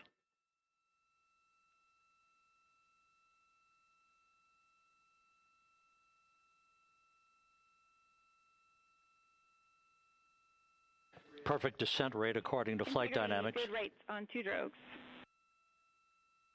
We see the same on board.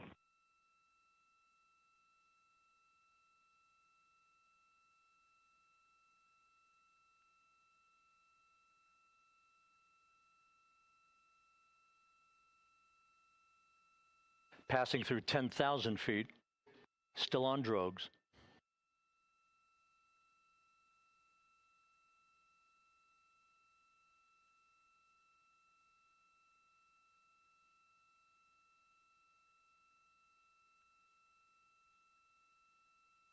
Main chute deploy. We're at 5,000 feet.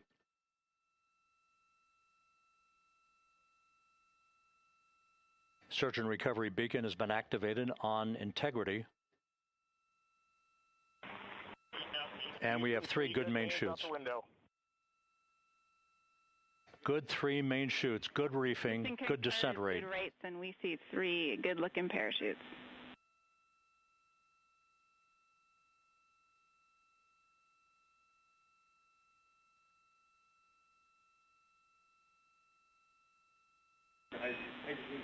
Integrity. Cabin pressure indicates no need for hydrazine checks. Integrity copies. This is a perfect descent for integrity. Its crew sounding hale and hearty on board. Time to splash down 1 minute, 15 seconds.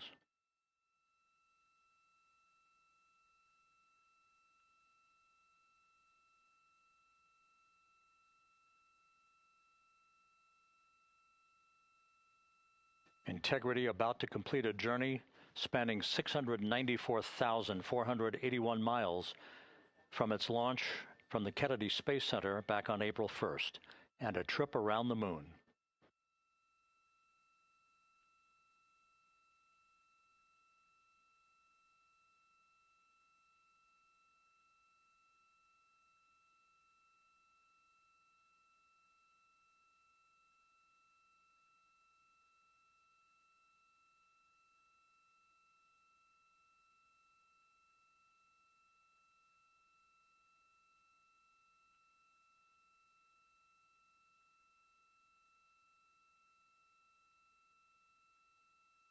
Passing through 1,000 feet.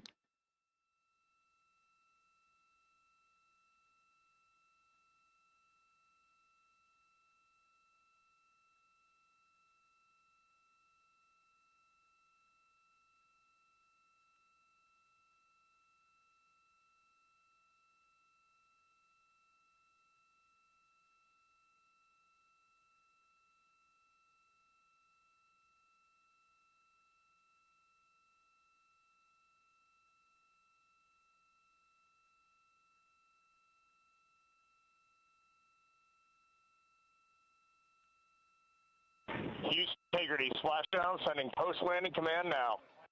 Splashdown confirmed. Copy splashdown, waiting on VLDR.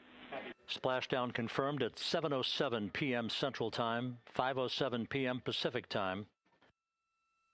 From the pages of Jules Verne to a modern-day mission to the moon, a new chapter of the exploration of our celestial neighbor is complete. Integrity's astronauts back on Earth.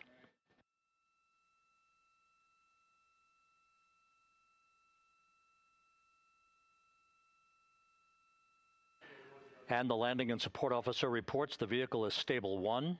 We still will be deploying the crew module uprighting system to maintain that orientation. A perfect bullseye splashdown for Integrity and its 4 astronauts.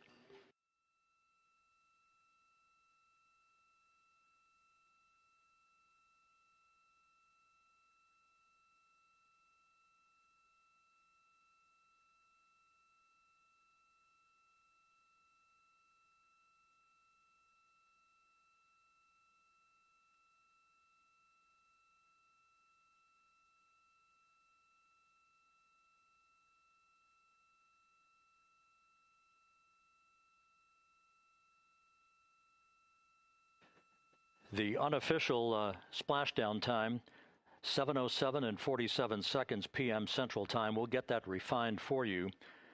That would put the end of the mission at a mission elapsed time of 9 days, 1 hour, 31 minutes, 35 seconds.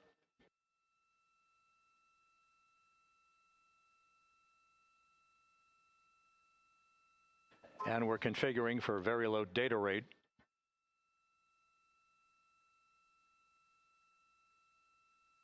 Once again, splashdown occurring in the Pacific, southwest of San Diego at 7:07 and 47 seconds p.m. Integrity Houston, comm check on VLDR.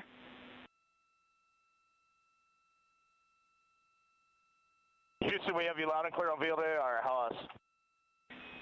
We have you the same. We'll meet you over in post-landing. Perfect communications established. A journey.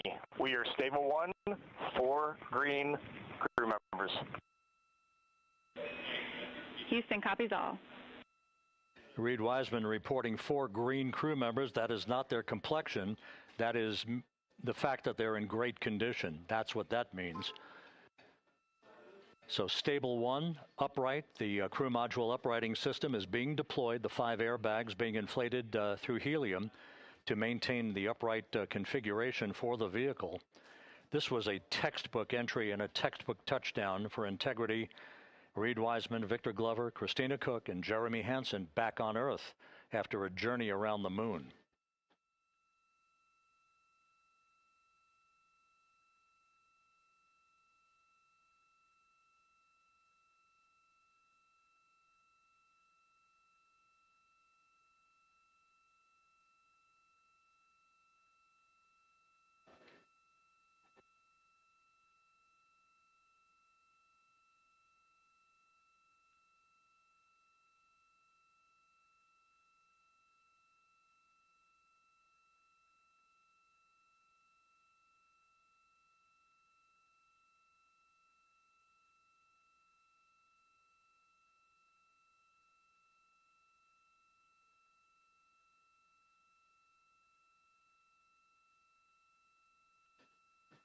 We continue to monitor the functioning of the CMOOS system.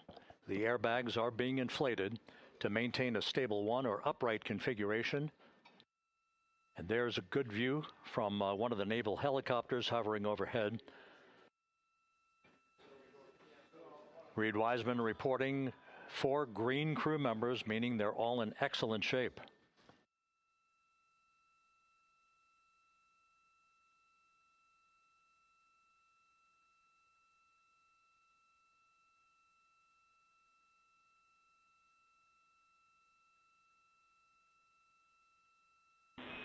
Integrity Houston for SAR beacon and radio. SAR beacon is in for 06, and we're powering the radio now. Go ahead. We see the beacon on. However, the recovery team is not seeing the signal.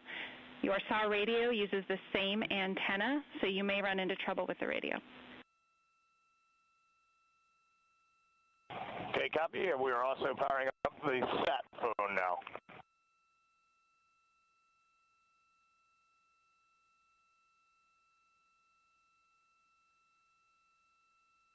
So Integrity is in great shape, and as the crew continues its post-splashdown timelined activities on board, Reid Wiseman once again reporting that all 4 crew members are in excellent shape. And we have 5 inflated airbags to maintain an upright configuration so that the recovery team can now begin a slow approach to the vehicle. Meanwhile, here in the flight control room, Entry Flight Director Rick Henfling is polling his team of flight controllers for the start of powering down the vehicle after a thorough systems check. We have no toxic gases to be concerned about, so the recovery personnel can approach the vehicle, but not until we have powered down the spacecraft. That's expected to take a few more minutes.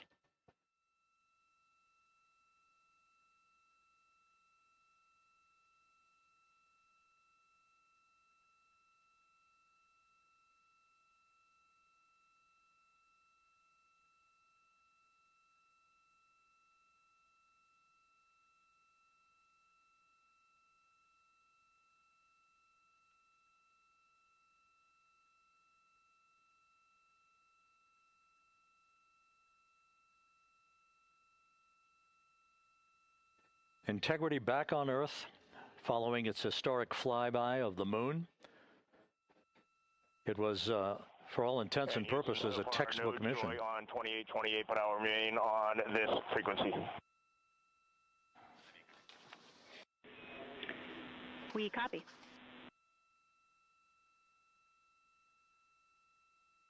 Reid Wiseman indicating some trouble with the SARSAT phone on board, but that's not an issue. What is more important is that the vehicle is solid. No issues as we begin the power down of the vehicle to begin the recovery process.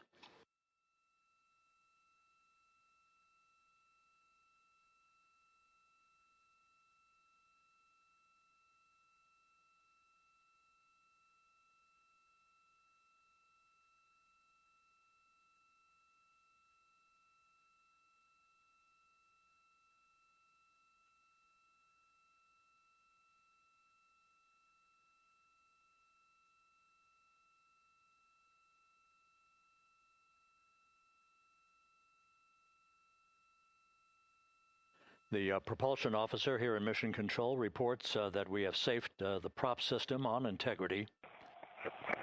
Can you say again that was very weak and broken?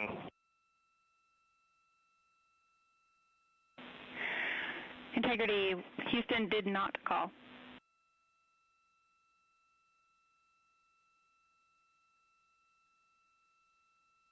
Copy that, Houston. It might have been on the SAR radio. Stand by.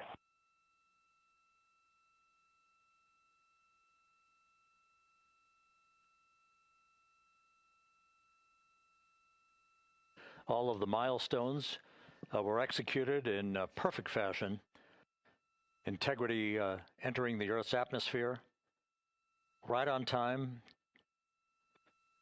reaching its peak speed shortly after a blackout period began. We emerged from the blackout period, but the recovery imagery airborne assets were able to pick up Integrity's descent almost immediately through entry interface, tracking the vehicle all the way down.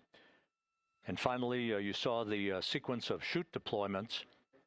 First, the forward bay cover being pulled off the top of the vehicle by a series of 3 parachutes. Then the drogue chutes were deployed, followed by the 3 main chutes that slowed the splashdown velocity of Integrity to just 19 miles an hour.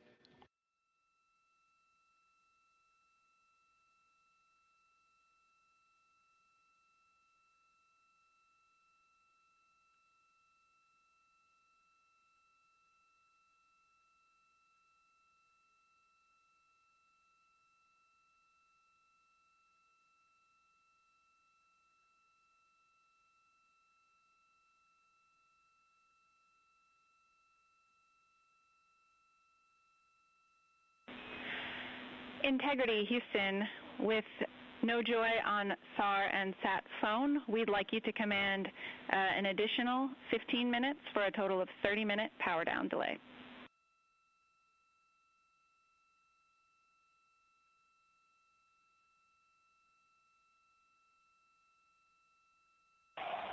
All right, Jackie, we have selected T/D+30. No joy on SAR radio or SAT phone. And stand by, we have the master diver on SAR radio. Please hold comms. Hey, Lily. Excuse me. Hey, Jackie, we just got the master diver on SAR.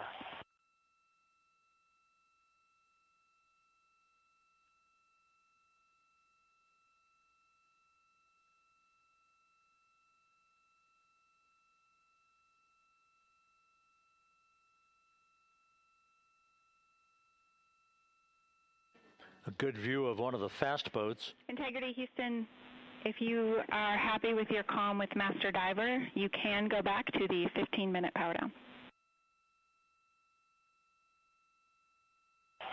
Okay, stand by. Yeah, we'll confirm here in a second.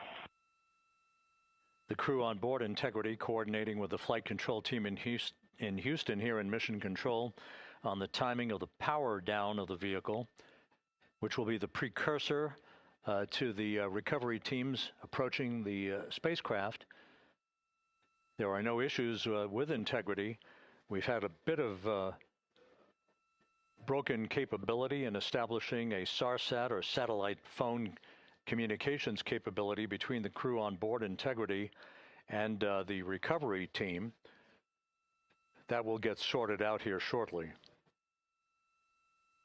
There's plenty of cooling on board Integrity, so there's no rush to begin the power down. To call you on the sat phone and not getting an answer there either. Concur. We haven't had anything come through.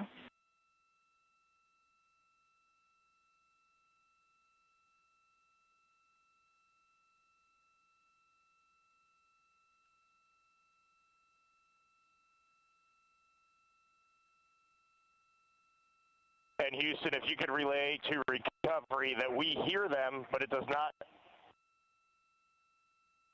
appear as though they are hearing us.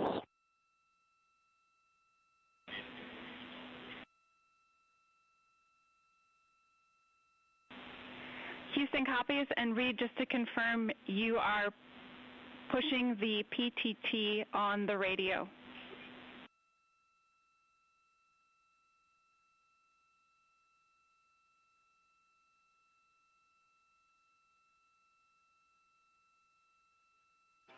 So as we continue to sort out the communications between Integrity and the recovery teams, we are standing by for the initiation of the power down procedures that, as you see, the recovery teams are moving towards the side of the capsule. The next major event will be the erection of that large inflatable raft called the front porch. That will be the port of call for the crew as they're being extracted one by one from the vehicle.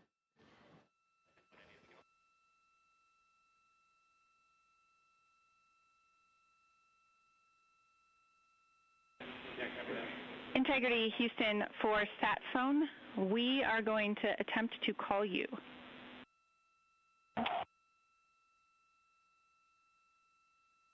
Good idea, standing by. And Jackie, yes, we are pushing the push to talk, the two buttons on the left side of the radio below the up-down arrows. We are utilizing them. I'm rebooting the radio to see if we get good comms. Okay, we copy all, and just to confirm, you are seeing that you are touchdown plus 3030 for power, correct? That's the affirmative.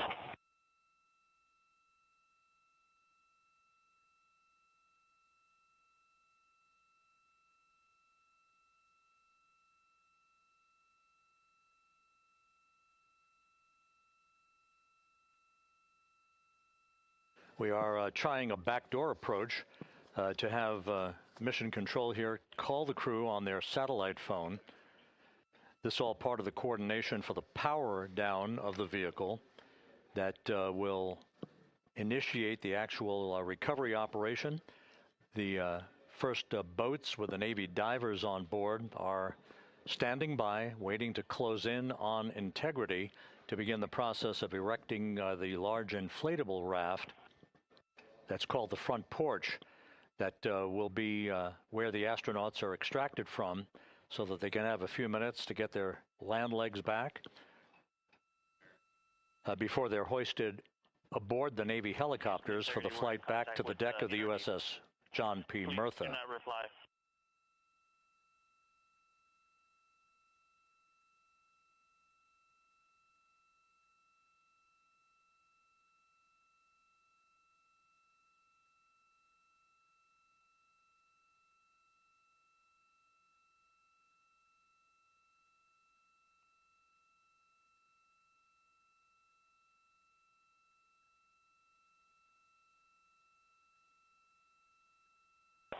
And Houston, please don't reply. NRD, very weak,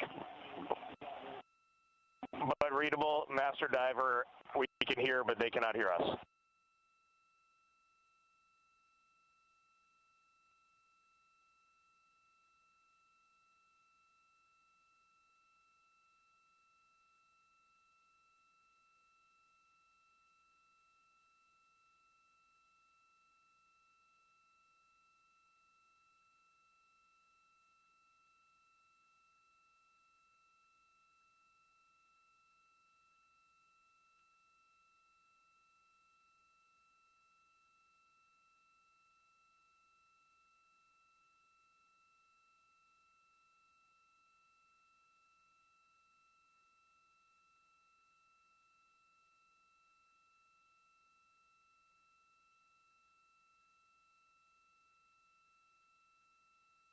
And Houston on OE1, is there any chance to tie us into NRD?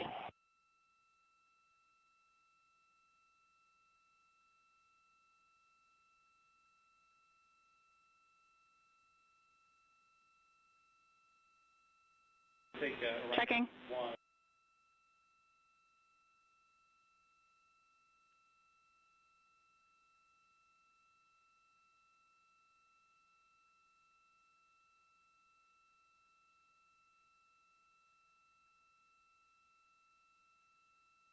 This is Mission Control, Houston. While we stand by for the establishment of communications between Integrity and the recovery team that is basically standing by very close to the spacecraft, we're going to go to the deck of the USS John P. Murtha, where Megan Cruz is standing by with Administrator Jared Isaacman.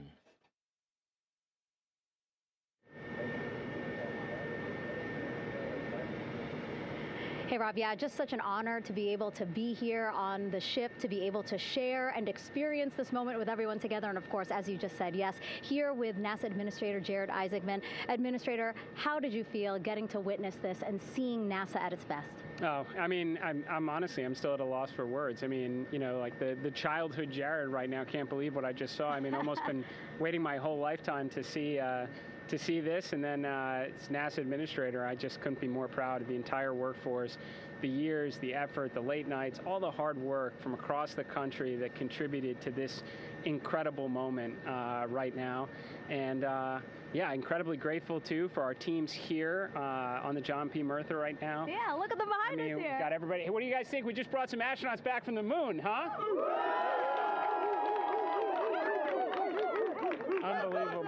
Thank you. Yeah, so grateful to the Navy, the sailors that are here, the NASA teams. I mean, this is a joint effort that's on their way right now. These recovery forces are getting out to our Orion spacecraft, to Integrity, get our astronauts back on the ship safely. Yeah, and this is not just an accomplishment for NASA. This is an accomplishment for humanity. Again, a historic mission to the moon and back. How does this make you feel, and what do you hope people take away from this? Well, I'll tell you, you know, I think about the crew members that we've all had an opportunity to observe over the last 10 days, right? I mean, they're absolutely professional astronauts. I mean, wonderful communicators, almost poets. But then I think these were the ambassadors from humanity to the stars that we sent out there right now. And I can't imagine a better crew than the Artemis II crew that just completed a perfect mission right now. So yes, it's a huge moment for everybody, right? I mean, we are back in the business of sending astronauts to the moon, bringing them back safely, and to set up for a series more. I mean, this is not a once in a lifetime, which you hear sometimes around here. It's like, this was a once in a lifetime. No, it's not. This is just the beginning. We are going to get back into doing this with frequency, sending missions to the moon until we land on it in 2028 and start building our base. Yeah, are we going to build on the momentum for Artemis III? I mean, it's just around the corner. Absolutely. So, I mean, that's, you know, part of me too. Like, I can't wait to get the crew off of Integrity right now, but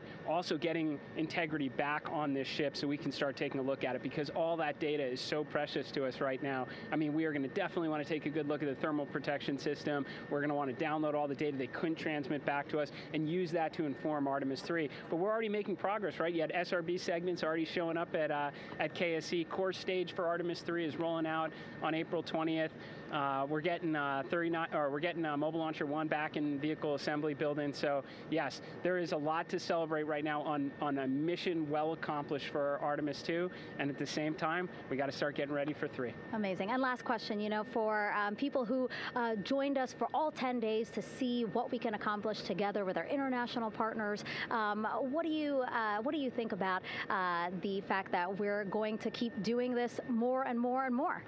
It's incredibly exciting. I mean, yes, it's the contributions, like the best and brightest across the NASA workforce from across the country, our industry partners, our international partners. We had a Canadian Space Agency astronaut on board in Jeremy. We had the European Service Module. And you think, in the days leading up to this launch, I mean, 48 hours prior to launching Artemis II, I was meeting with the Italian Space Agency. We signed a memorandum of understanding to build a habitation module on the moon. I mean, you have countries, all of our allies, allies and partners coming together saying, we are committed to this effort. We are returning to the moon. We're doing it to stay. We are building that enduring presence. We are going to master the skills on the surface of the moon so someday we can undertake missions to Mars. It's just an incredibly exciting time, and we're not going at it alone. We're bringing everybody along with us. Absolutely. And speaking of everyone, one more time, we're going to ask the crew here, you guys ready to land on the moon?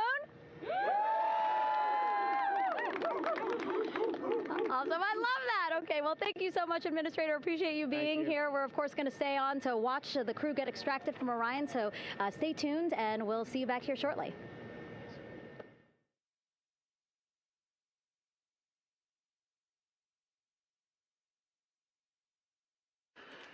Thank you, Megan, and thank you, Administrator Isaacman. We are in the process of working to establish that communications link and to establish the procedures that will lead to the power down of the spacecraft, which is gently bobbing in the Pacific following a bullseye touchdown that occurred at 7:07 p.m. Central Time, 5:07 p.m. Pacific Time, 2.5 hours before sunset in the Pacific, southwest of San Diego.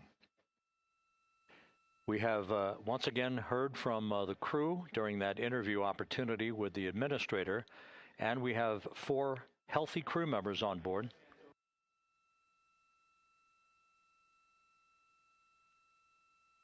We now have confirmation that the vehicle has been powered down as per the procedures. So we have vehicle powered down, and the flight control team here in Houston, Flight Director Rick Henfling, has handed over mission authority to the Exploration Ground Systems team out in the Pacific. Now, we will physically not get off console with this team until the crew has been extracted into the front porch, that inflatable raft that will be erected along the side hatch of Integrity. So we're standing by for that in the next step in the recovery procedures. But everything is in great shape, and we have 4 healthy crew members on board the vehicle.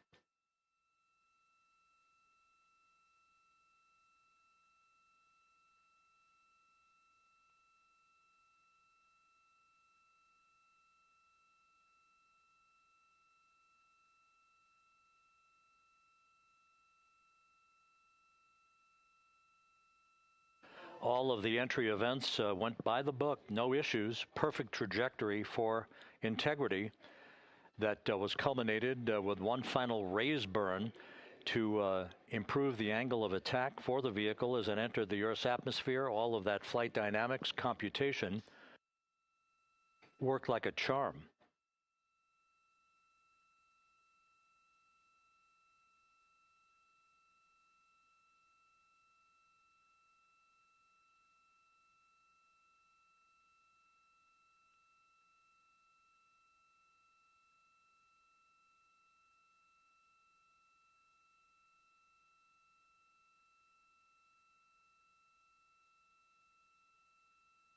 So we are standing by for the recovery team to approach Integrity and begin the process of erecting that inflatable raft called the front porch, which will see the crew members be extracted from the hatch of Orion into that inflatable raft before they're hoisted aboard 2 Navy helicopters in a variety of different configurations. Each crew member will be hoisted in sequential fashion, in alternating fashion, 2 crew members for each helicopter before they turn around to head back to the John P. Murtha. Once on the deck of the ship, they'll be brought into medical bay for comprehensive medical exams. But Reid Wiseman has reported several times that the crew is in excellent shape.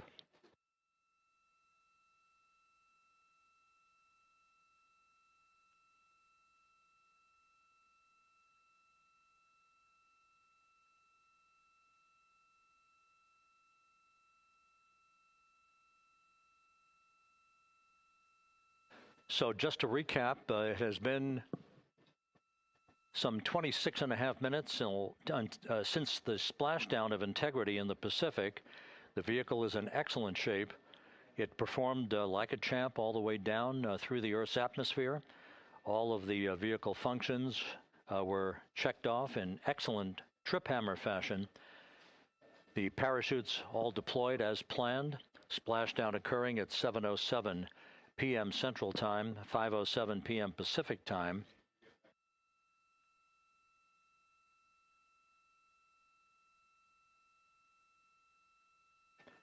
And after a bit of a tussle to try to establish a communications link with the recovery team, we were finally able to run through the procedures for the powering down of the vehicle. We've handed over mission authority to the Exploration Ground Systems folks out in the Pacific, and the recovery team will be approaching the vehicle shortly to erect the inflatable raft called the front porch before opening the hatch to Integrity to bring the crew members onto that raft before they're hoisted onto two Navy helicopters, two crew members for each helicopter, before they're flown back to the deck of the USS John P. Murtha.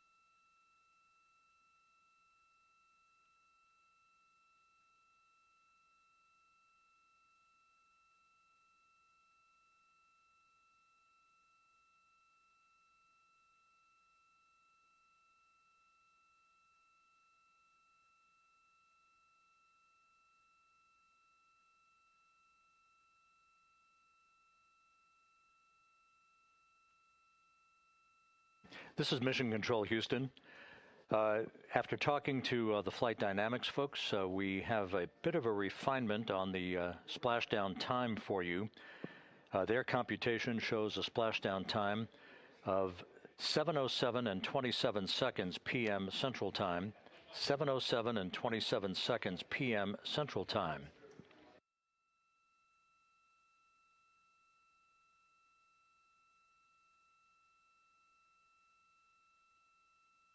That would equate to a mission elapsed time of 9 days, 1 hour, 32 minutes, and 15 seconds.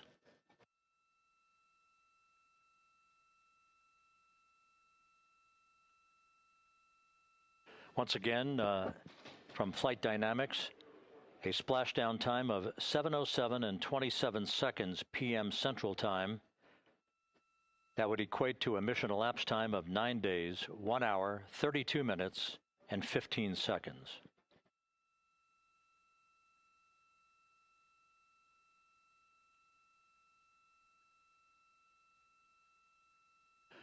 Reports from the Pacific indicate that the recovery team, in communications with the crew aboard Integrity, that the crew remains in excellent shape as they await the approach of the team for a final hazard gas evaluation before they move to the side of the vehicle to erect the inflatable life raft called the front porch.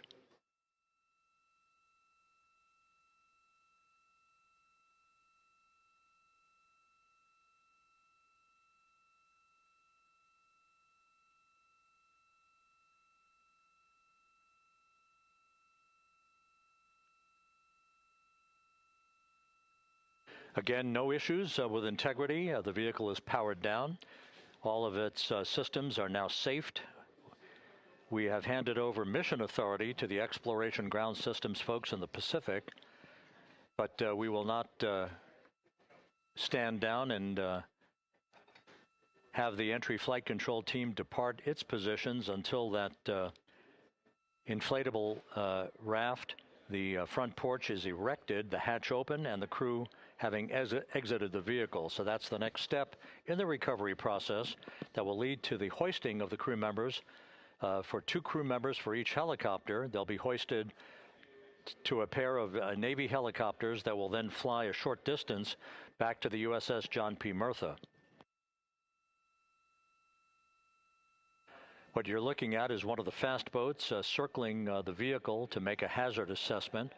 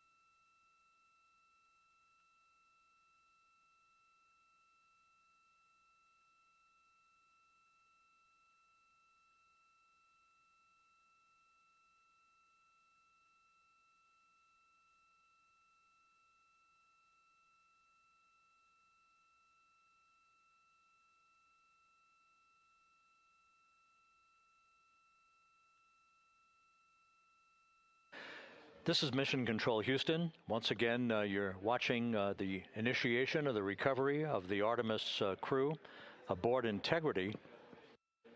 All of the Navy divers and the fast boats are now approaching the spacecraft after conducting a hazard assessment. The vehicle has been powered down. Entry Flight Director Rick Henfling now waiting for the life raft, the front porch, to be erected along the side of the vehicle so that the hatch can be opened and the crew members extracted from Integrity, soon to be hoisted one by one into a pair of Navy helicopters for a short flight back to the deck of the USS John P. Murtha. If you missed it earlier, we talked to Flight Dynamics and received a more official touchdown time or splashdown time, as it were, of 7:07 and 27 seconds p.m. Central Time, 5:07 and 27 seconds p.m. Pacific Time. That would equate to a mission elapsed time of 9 days, 1 hour, 32 minutes, and 15 seconds.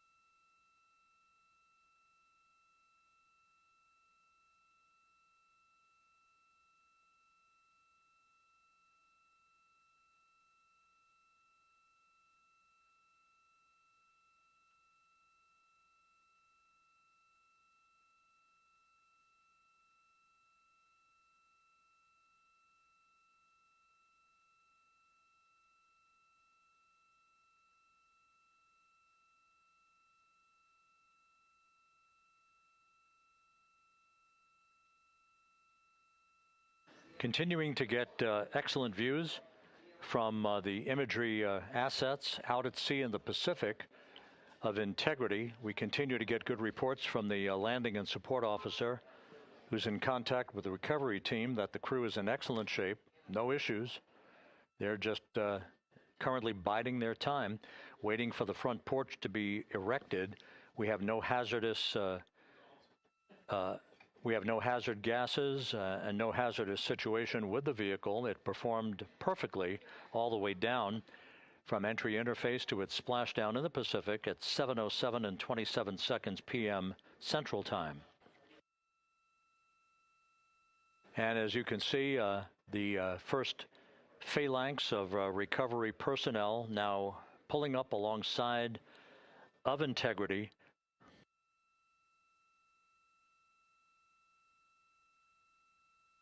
This includes Navy divers, a Navy flight surgeon, and other recovery personnel who have trained for several years for this recovery process.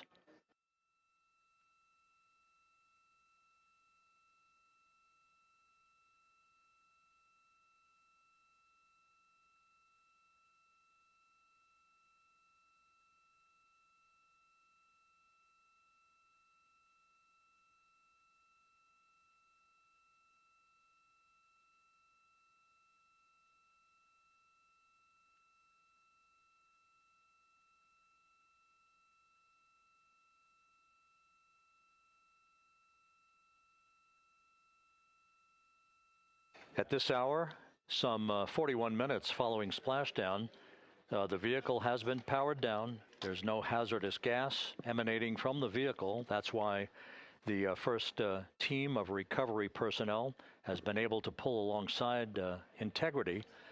And the reports continue to come in that the 4 astronauts are in excellent shape.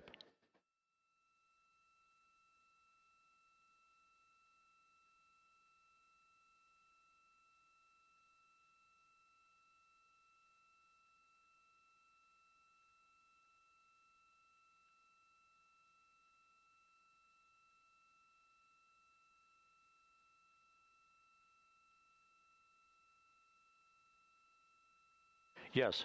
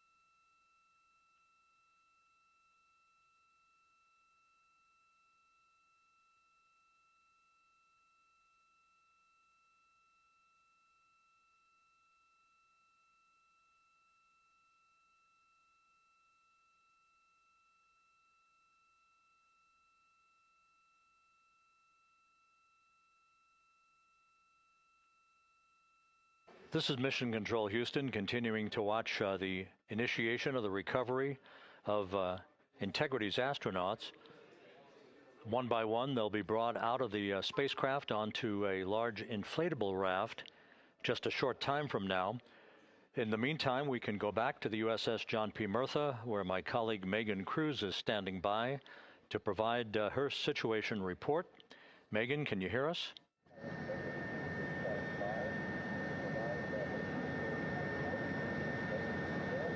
Hey, Rob. Yes, I can hear you. Thank you. Yeah, we're back here on the bow of the recovery ship where there are still plenty of people peering out into the water. We are not very far from the action everyone is seeing on their screen now.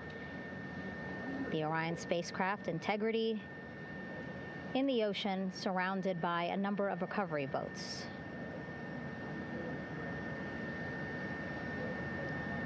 As Rob has been saying, in those recovery boats, NASA and Navy personnel specifically trained to get the astronauts out of Orion.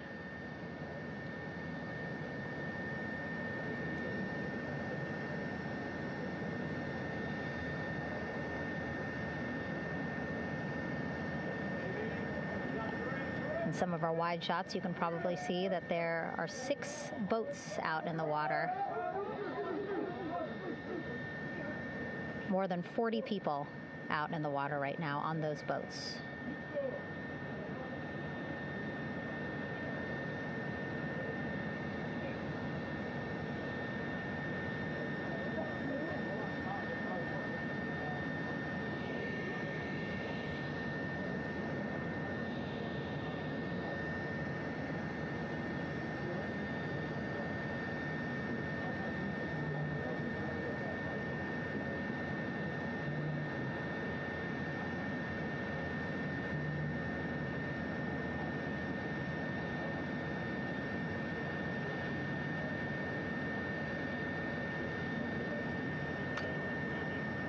First order of business is to set up the front porch and the stabilization collar. You might also hear it referred to as a stab collar.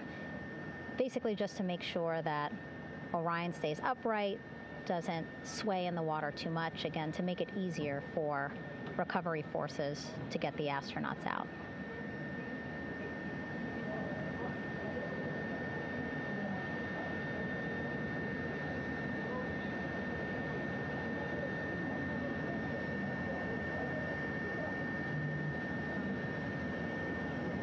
Again, we splashed down in the Pacific Ocean just after 5 p.m. Pacific time here. It's a requirement by NASA to be able to get the crew out of Orion within 2 hours of splashdown. So doing great on time so far. Plenty of time. No rush either. I was speaking to NASA flight surgeon Rick Schuring earlier in this broadcast, and he said to me, no rush to get the crew out. Just want to make sure that they're feeling good, and whenever they're ready to take their step out of Orion and onto that large raft, the front porch, folks will be ready.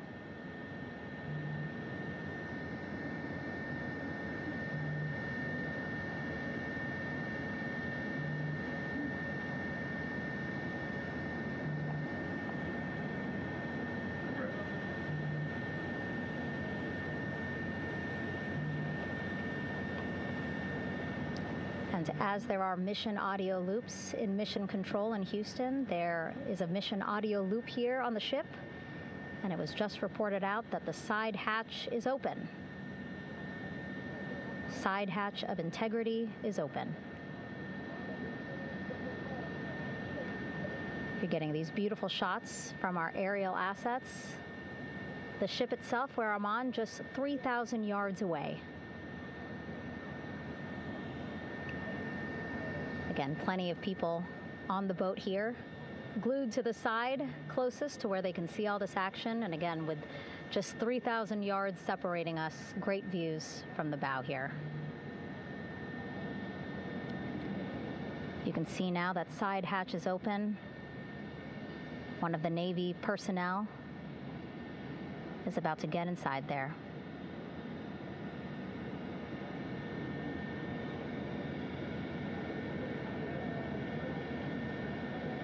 In they go. In total, 4 will go into Orion. So it'll be a little bit of a tight squeeze, but the goal is to have a recovery personnel with each astronaut assessing them.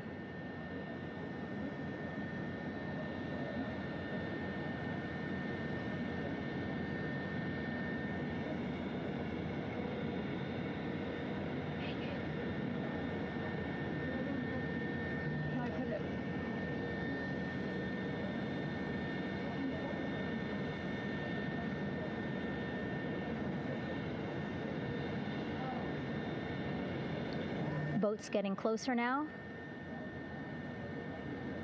Again, that one that's right up against Orion, those are the divers that will go in to the spacecraft to check on each of the astronauts. These other boats will begin doing a number of things, putting on that stabilization collar onto Orion, building that front porch. Eventually, they will retrieve the parachutes, as well as tow Orion back to the well deck of the recovery ship here.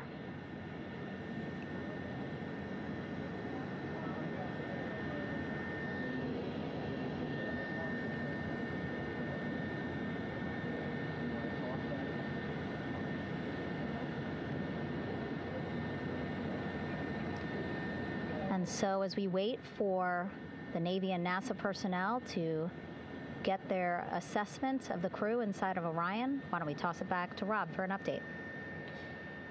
Yeah, thank you, Megan. Here in Mission Control, Flight Director Rick Henfling and the entry team of flight controllers still on duty. The vehicle has been powered down for some time now. There are no hazardous gases emanating from integrity. That, of course, allowed the recovery personnel to approach the vehicle and then open the hatch to begin the initial medical assessment of the crew, as you just indicated. Now we're standing by for the erection of that inflatable raft, the front porch, alongside of the vehicle that will enable the crew to be extracted one by one onto the raft, have a moment or two to get their land legs back before they're hoisted into 2 hovering Navy helicopters, 2 crew members for each helicopter, for a short flight back to the deck of the USS John P. Murtha.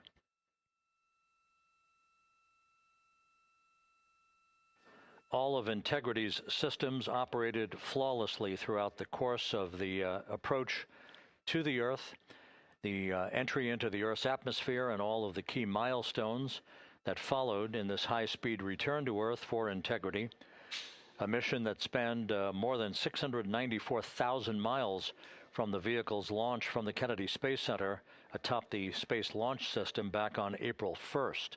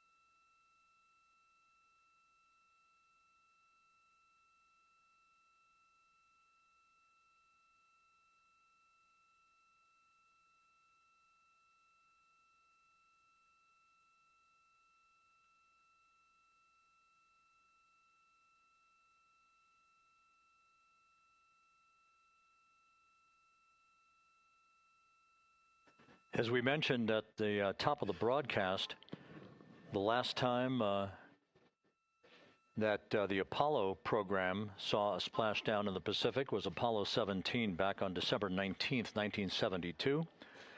So for the first time in some 53 and a half years, we have reenacted that with the arrival of Integrity's astronauts as they flew around the moon in that historic lunar flyby that began with a trans-lunar injection burn that took them out of Earth orbit following 24 hours of a high Earth orbit trajectory. The high Earth orbit trajectory enabled flight controllers here to have a full 24 hours to evaluate the systems on Integrity and the condition of the crew before they would commit to flying to the moon.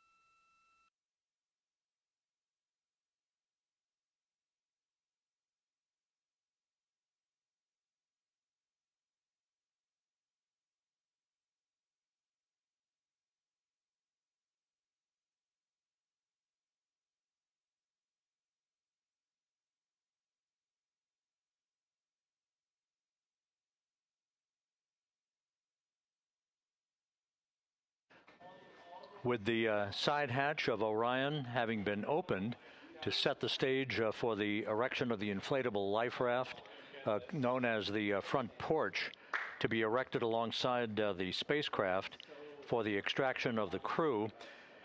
Let's play for you an interview that my colleague Megan Cruz conducted on the USS John P. Murtha with Navy diver First Class David McMahon that explains how this process is unfolding. Okay, Davey, so you and some of your team, one last look over of the stabilization collar, correct? Yes, ma'am. Okay, so what is this stabilization collar? This is what's going to stabilize the capsule out there in the ocean. We don't know how good the weather or the waves will be that day, so this will help prevent any unnecessary occurrences from happening, stabilizing the capsule and the astronauts inside.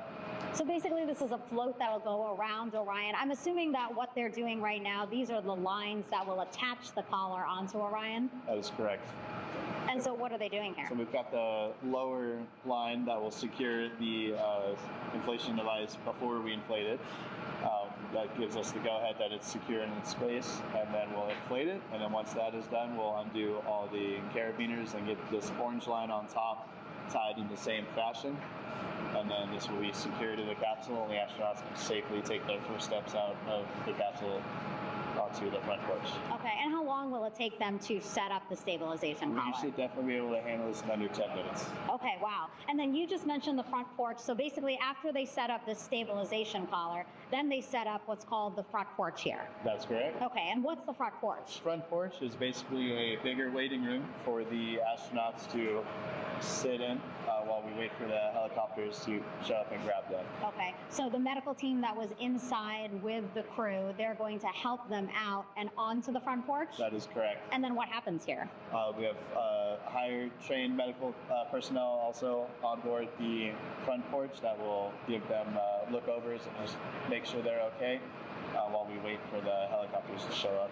Okay. How does it feel, I mean, your team, you, to be part of a mission that's returning astronauts from the moon in more than 50 years? We all feel extremely honored to be a part of this, as well as a bigger mission for the Navy and joining up with NASA to do great things. Mm-hmm. And do you feel like you and your team are ready? Yes, very ready.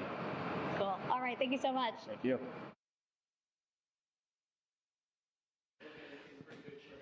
Once again, the recovery operations are continuing out in the Pacific.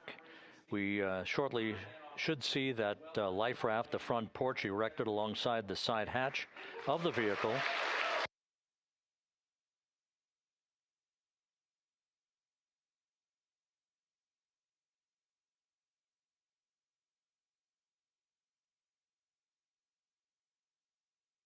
A number of flight controllers have come into the flight control room to receive congratulations from Entry Flight Director Rick Henfling.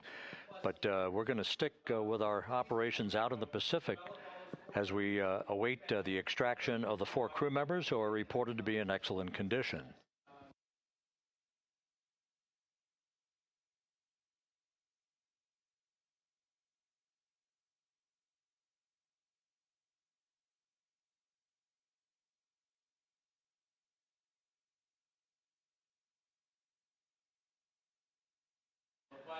Again, while we stand by for that front porch to be erected alongside of the side hatch of the vehicle, let's go back to the USS John P. Murtha and Megan Cruz. Megan?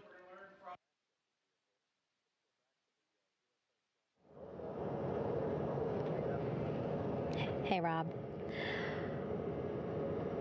Pausing now to listen to some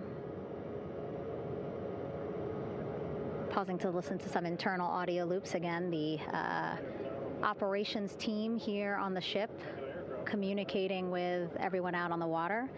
It seems like currents are hindering them a little bit from unfurling and inflating the stabilization collar as well as the front porch. But again, the requirement to get the crew out within 2 hours of splashdown, plenty of time. So no concerns just yet. But as calm as the water looks, yeah, it looks like it's hindering the teams just a tad.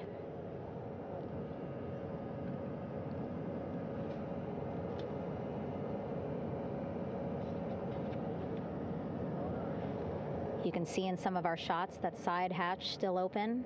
Again, inside there are now 8 people inside. 4 divers, Navy divers, all with medical training, each assigned to an astronaut each. Making sure that they're comfortable, feeling good.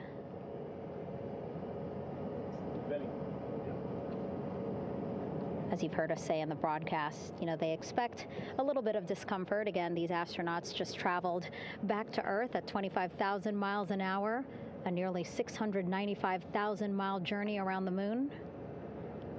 If you think you get carsick.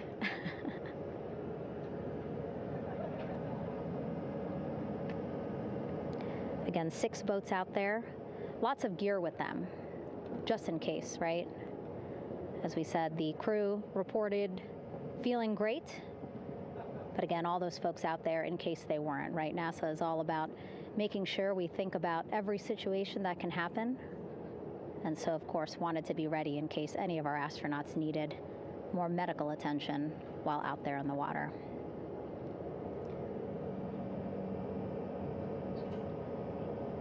You see now teams, again, trying to set up the stabilization collar and front porch for the crew to get out of Orion. They need both, right? The stabilization collar will keep Orion from swaying as you see it is doing now.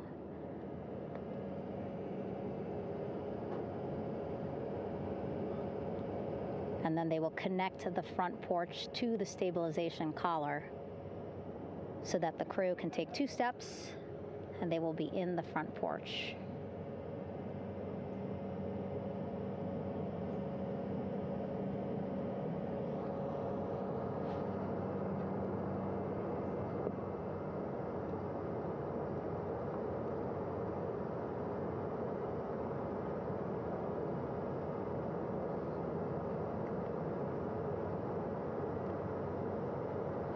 Not a lot of chatter on the mission audio loops. That's a good thing.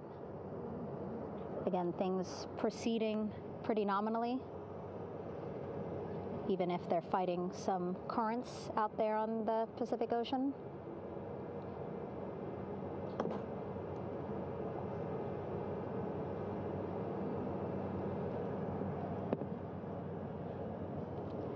Again, the goal, setting up the stabilization collar and the front porch so that the crew can rest comfortably in the front porch, get placed into harnesses so that 2 helicopters can lift them off the front porch and onto the USS John Murtha here.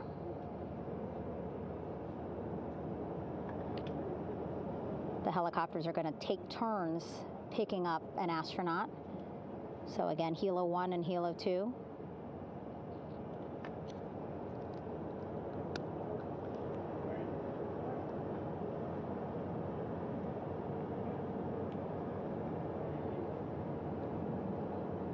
Okay, and the recovery team here on the ship just got a report from the undersea medical officer who is inside the capsule with the crew. He is reporting all 4 members are green.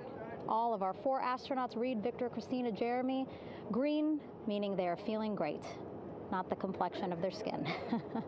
They are feeling great, happy to be home, and ready to be extracted as soon as possible.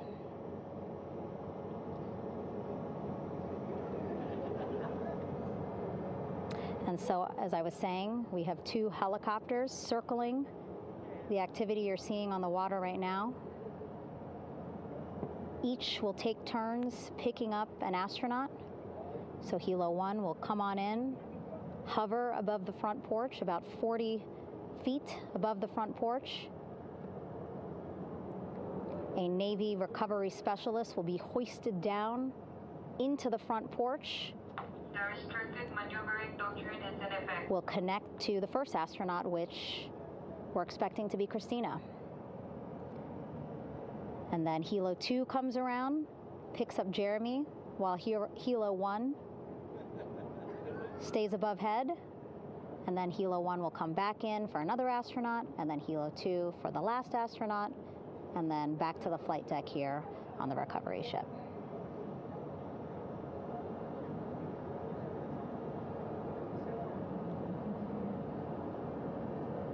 I was talking to Assistant Artemis Recovery Director Paul Sierpinski. He said helos are a much quicker, safer way to get on board. They did actually consider boats, but then if you think about it, longer time, the crew would have to move through more of the ship. This way the helos will give a more direct, quicker route to the medical bay for our 4 astronauts.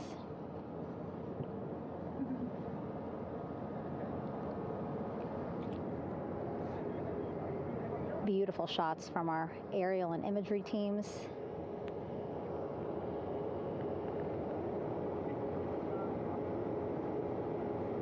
Clouds have dissipated for a clear view from the bow of the recovery ship here.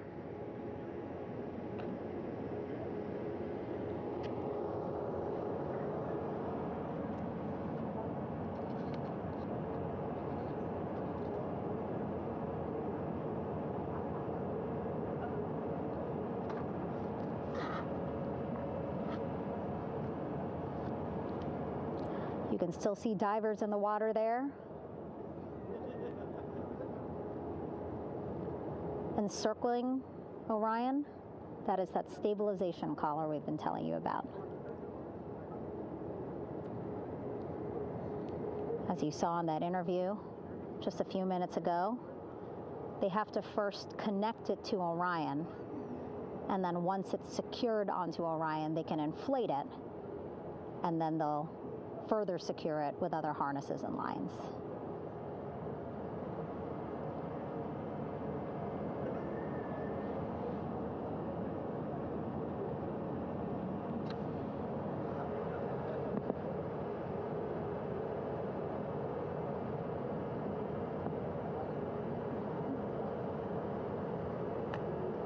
About an hour and 10 minutes since splashdown in the Pacific Ocean here.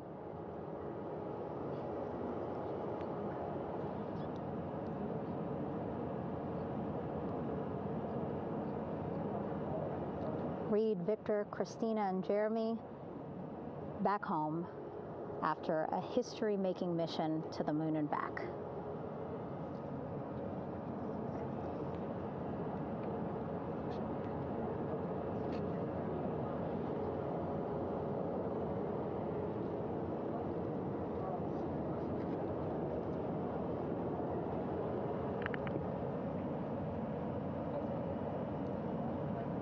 If you missed what we said just a couple of minutes ago, the undersea medical officer inside with the crew in Orion, reporting all 4 crew members feeling great.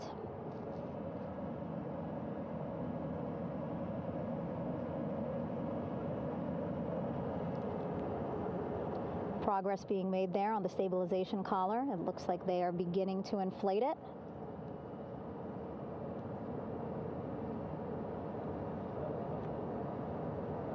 And it looks like they're starting to unfold the front porch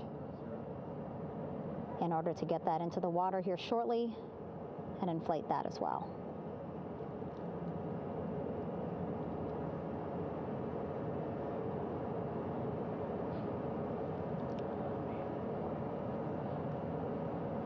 Again, more than 40 people out in the water right now.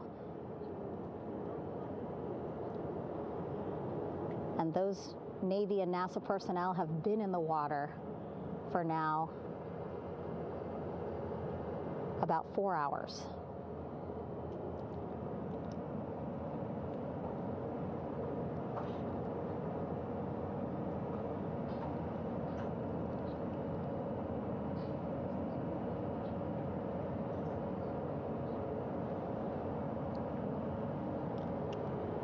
The reason why they had to get out so early is just to stage everything.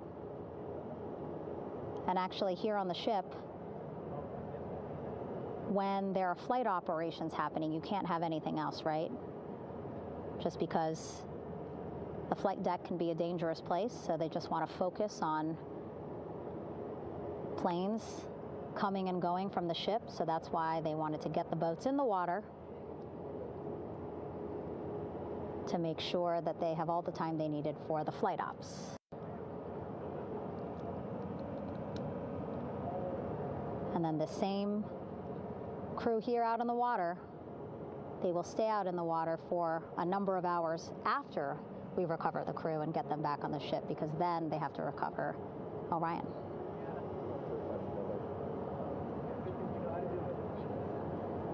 All right, that stabilization collar looking good around Orion. We're now seeing some recovery personnel getting on to that collar.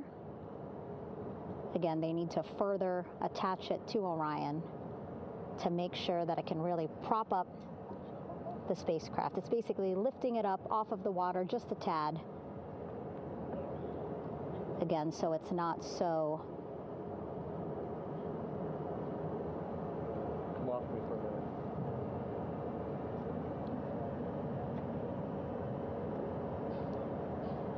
So it doesn't sway so much in the water there.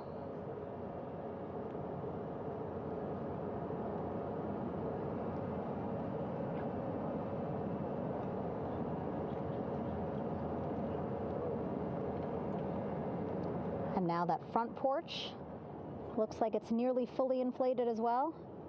You can see a much larger surface area.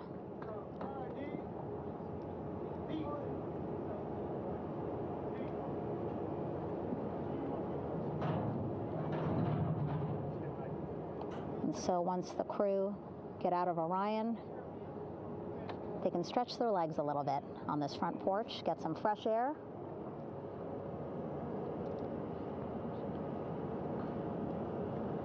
And enjoy this beautiful day here on their home planet.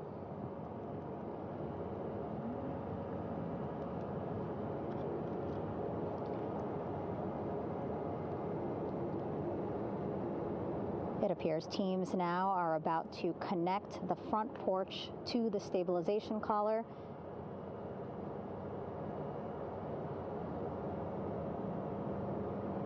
And at that point, when both are secure, we should soon see astronauts come out of Orion.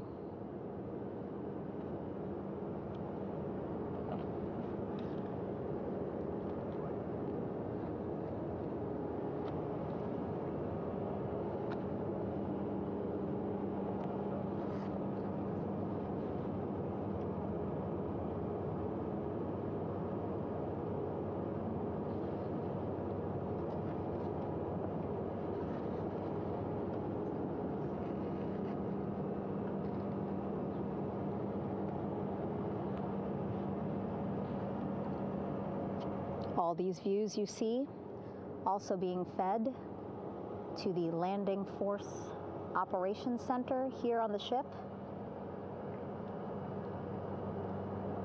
Of course, it is very important for our recovery teams leading the mission to have all the views that you're seeing as well. Again, listening to their communication loop here on the ship. Very quiet, which is a good thing. It means things are going pretty nominally, meaning as expected.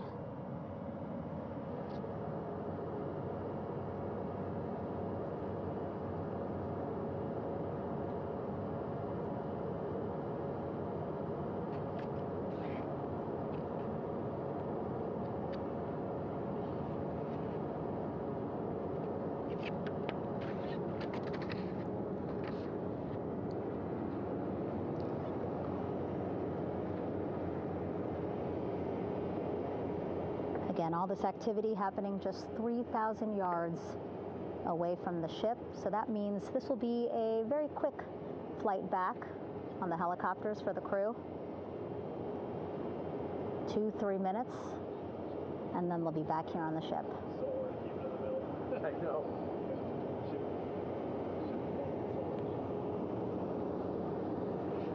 Okay, saw a thumbs up from one of the personnel on the front porch. It looks like they are now getting ready to deploy what they call the Air Rescue Vest, ARV. And so this is the harness that each crew member will get into in order to be hoisted into the helicopters. Again, those helicopters hovering just about 40 feet above the front porch when they're ready to pick up each crew member.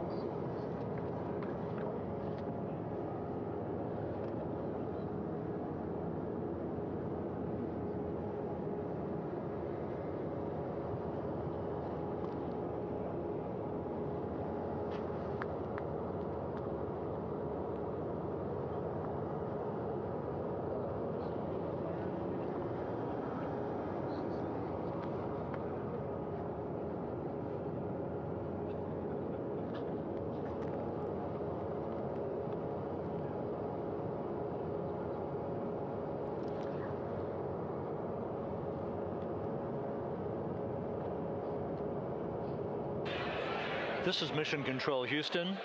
Behind me, a fairly raucous scene as hundreds of flight controllers have poured into the flight control room here. This is reminiscent of the scene after the final shuttle mission of STS-135, although that was the end of a program. This is only the beginning of a program with the textbook splashdown of Integrity and its 4 astronauts.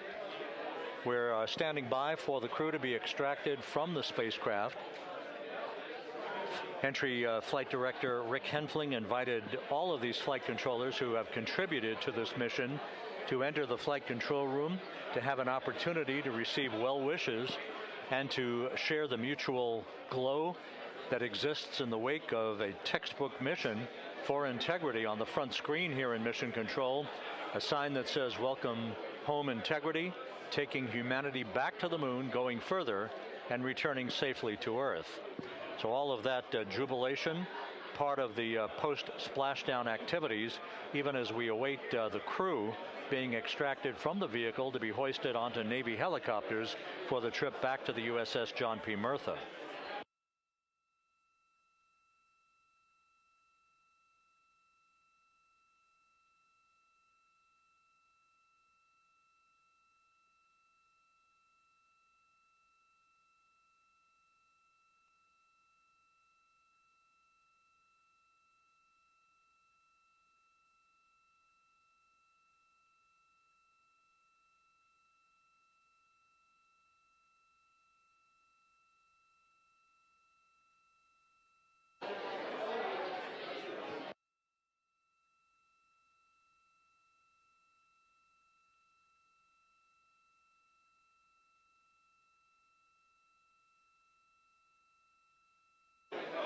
Once again here in Mission Control, this view of the Artemis Flight Control Room, known as the White Flight Control Room. This is the old shuttle flight control room, and now is the home of Artemis missions to the moon and beyond. Once again, quite a few flight controllers were invited in by Entry Flight Director Rick Henfling to share in the jubilation following the successful splashdown of Integrity. That splashdown occurring an hour and 22 minutes ago, as we stand by for the completion of the extraction of the crew, and ultimately their hoisting onto Navy helicopters for a short flight back to the USS John P. Murtha. Splashdown occurred at 7:07 and 27 seconds p.m. Central Time. I had an opportunity to talk to the head of flight dynamics, Jeff Birch, a moment or two ago. He said the trajectory of Integrity coming through the Earth's atmosphere was so precise, they've never seen anything line up on a ground track like today's entry by Integrity for its splashdown southwest of San Diego.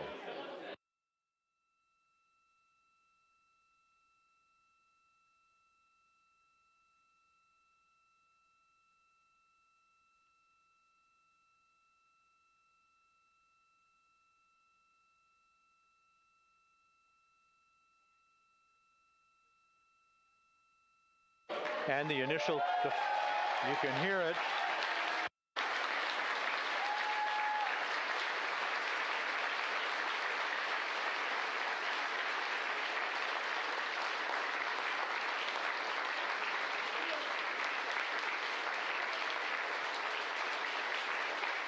Jubilation here in the flight control room. The first crew member is out of Integrity.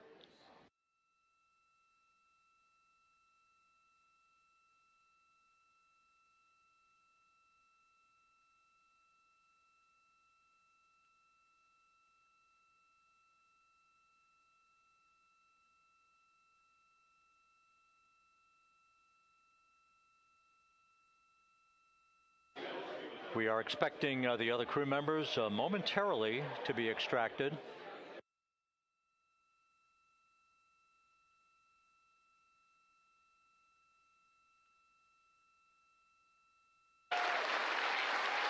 We now have 2 crew members out.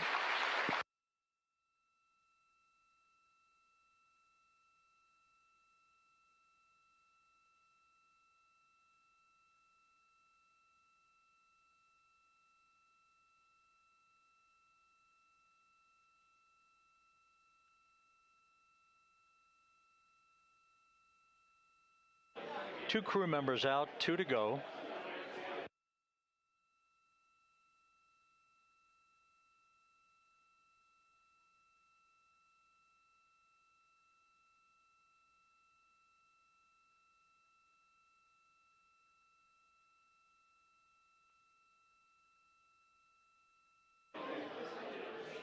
We're about 1 hour from sunset out in the Pacific. Everything continues to go well. Integrity's systems function perfectly during its entry back to Earth. And Reid Wiseman, the commander who will be last out of the vehicle, reported that all the crew members were feeling very well.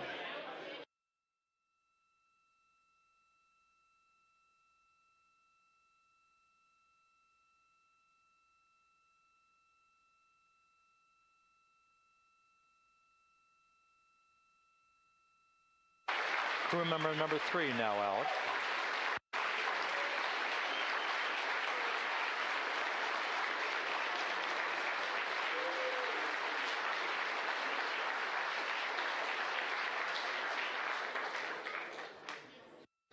And now standing by for the commander, Reid Wiseman, who will be last out of his ship.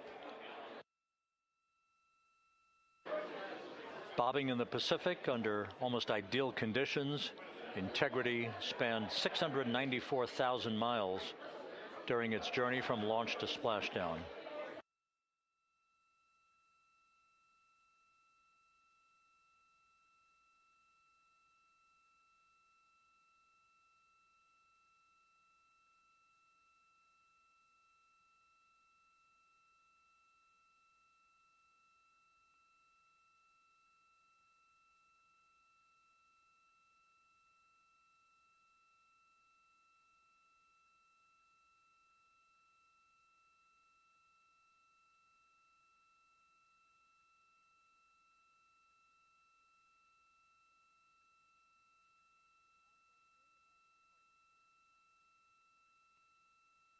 And we now have Reid Wiseman out of the vehicle, all 4 crew members now out of Integrity.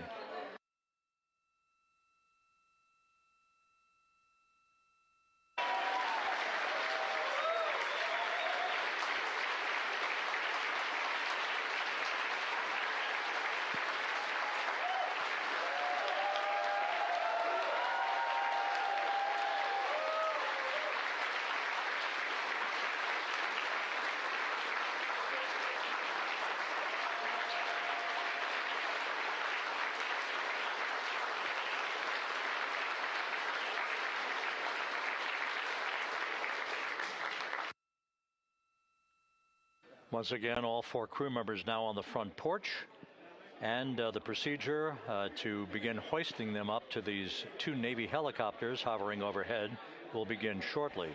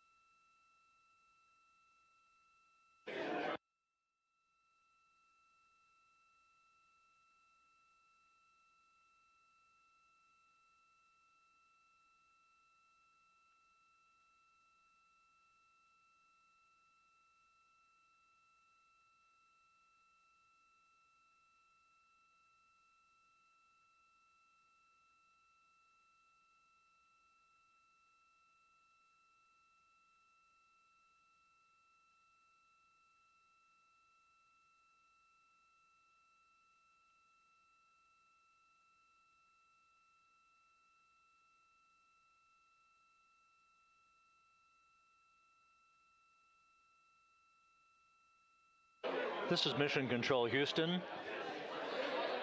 The mission is over, but the melody lingers on as jubilation continues here in the flight control room.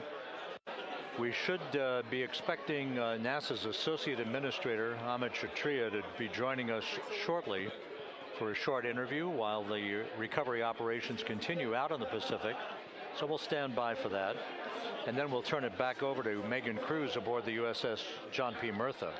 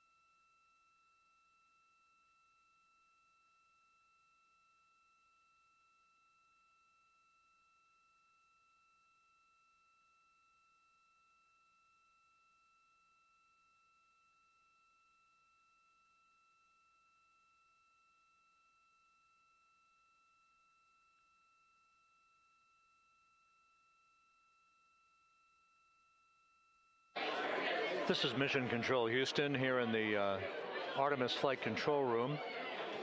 A number of flight controllers basking in the glory of the successful end of this mission that carried 4 astronauts around the moon on a lunar flyby, and the first test flight of Orion with crew members on board. Splashdown occurring an hour and 32 minutes ago after a flawless descent back into the Earth's atmosphere for the vehicle. Its 4 crew members in good shape, simply enjoying their time right now on the front porch, as it were, the inflatable raft alongside of their Integrity spacecraft.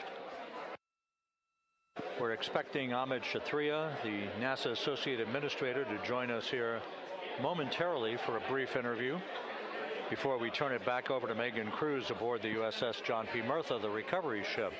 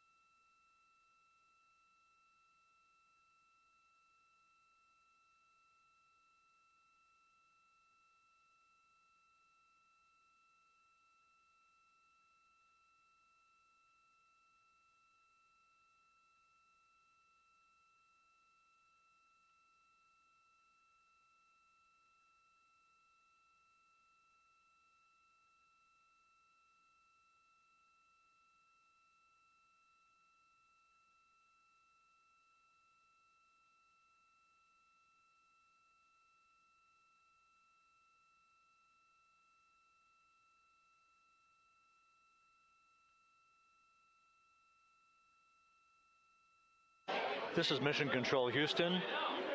We're about an hour and 34 minutes since the textbook splashdown of Integrity in the Pacific to bring home our astronauts. And with us now is Amit Kshatriya, the NASA Associate Administrator. Amit, a little bit of history made tonight, a little bit of history made over the past few weeks.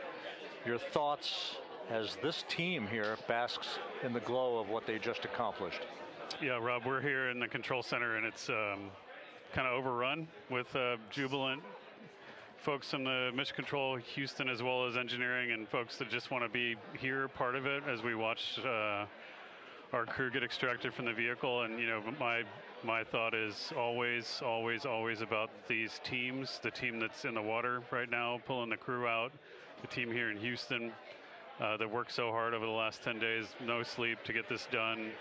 You know, we still have some work to do to get the crew to the med bay here on the ship. They all look great coming out, so hopefully that won't be too long. You know, I think we saw the administrator on the boat too, giving his thanks to the Navy team on the Murtha, which they're just an incredible group of sailors. I was able to visit with them a couple weeks ago. And then if you pull it all the way back to the workers and the folks that joined the rocket at Michoud, that made the heat shield tiles that held together tonight, that stacked the vehicle in Florida, that integrated the vehicle in Denver, that fired the engines in Stennis, that fired the boosters in Promontory. I mean, this is the entire team, you know, coming together and being tested by the environment that this machine went through, and they did it right. The work was good. They did it right.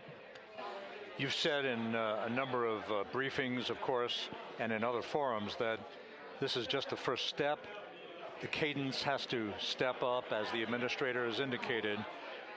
Now, it's a little early for the full report card on how Integrity did, but did this mission ultimately, from your eyes view, exceed expectations?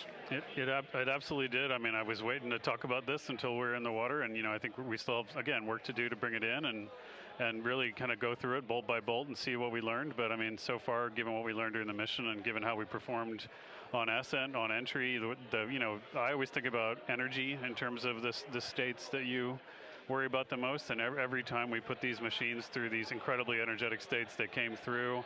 So I'm fairly confident that we made a big step tonight to get us on the path towards the surface. I think the path to the surface is open now.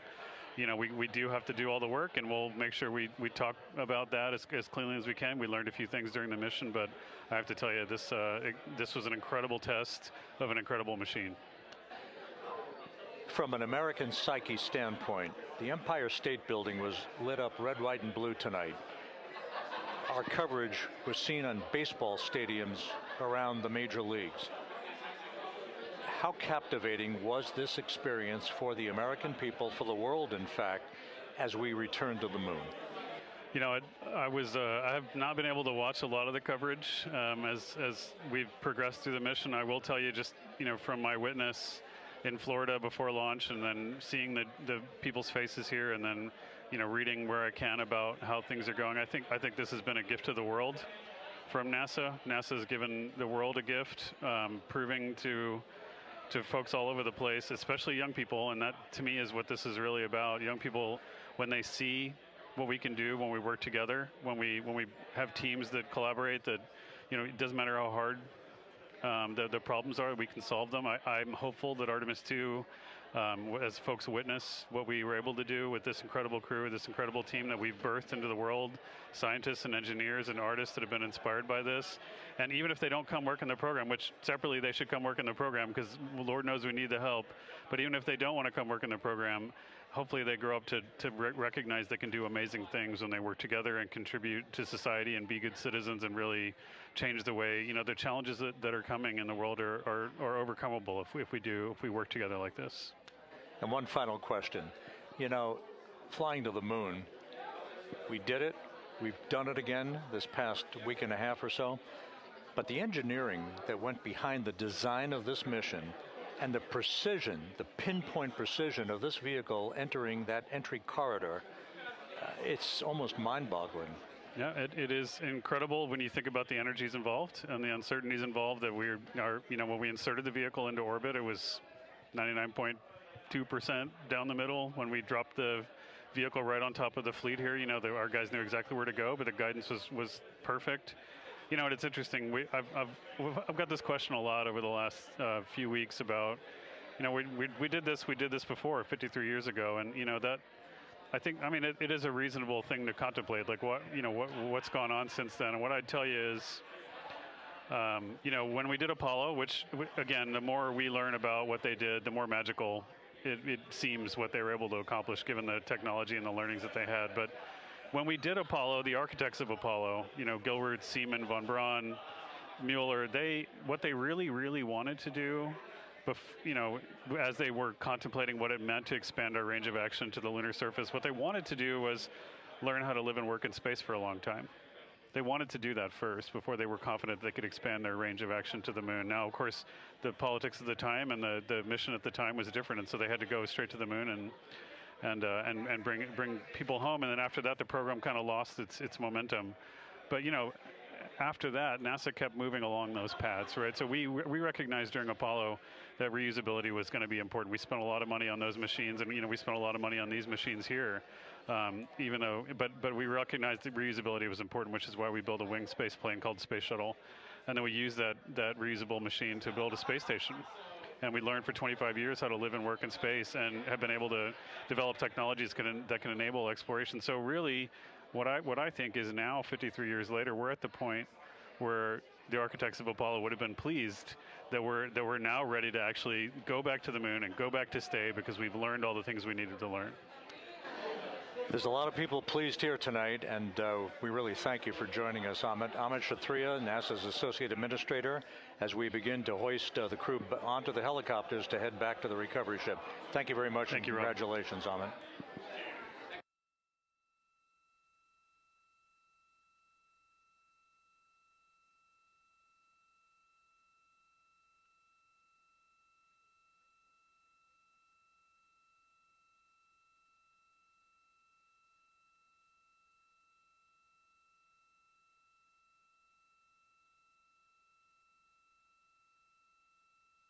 This is Mission Control Houston, with the crew members now beginning to be hoisted aboard the Navy helicopters. Let's go to Megan Cruz aboard the USS John P. Murtha, who will take it from here.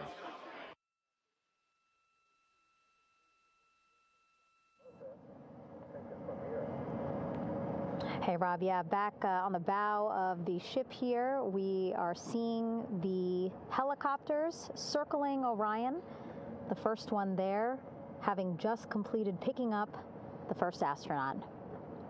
Helo 2 now, hovering just 40 feet above the front porch, lowering a recovery specialist out of the helicopter. That person will touch down in the front porch just there.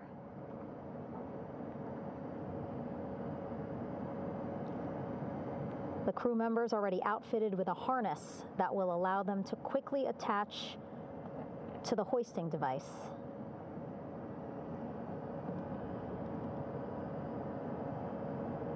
Look at the power of those blades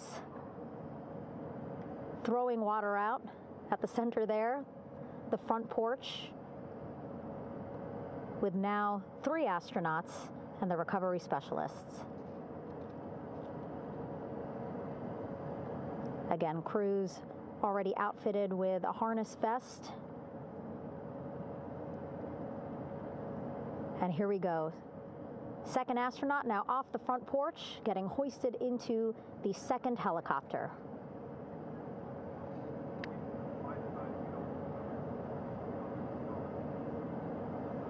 That helicopter will now hover just a distance away to give room for the first helicopter to come back and pick up the third astronaut.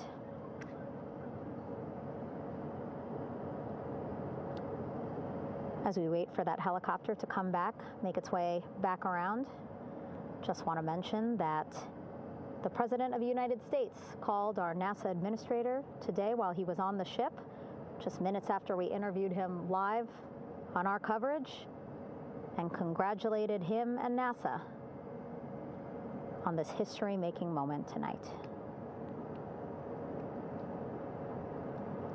Helicopter 1 again hovering 40 feet over the front porch. We will soon see another recovery specialist getting lowered onto the front porch.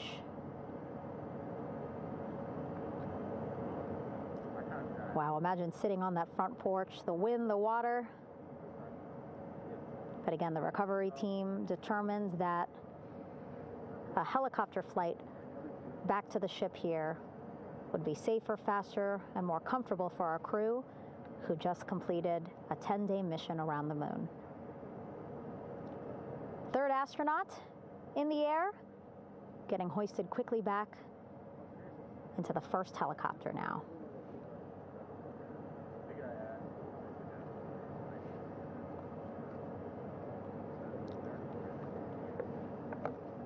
That first helicopter now on its way back to the ship here. We will soon see it land in just a few minutes. Again, all this action happening just 3,000 yards away from us, so a very quick flight back to the flight deck. And now the only person left on the front porch, Commander Reid Wiseman. That second helicopter now making its way back over to the front porch. Here it comes.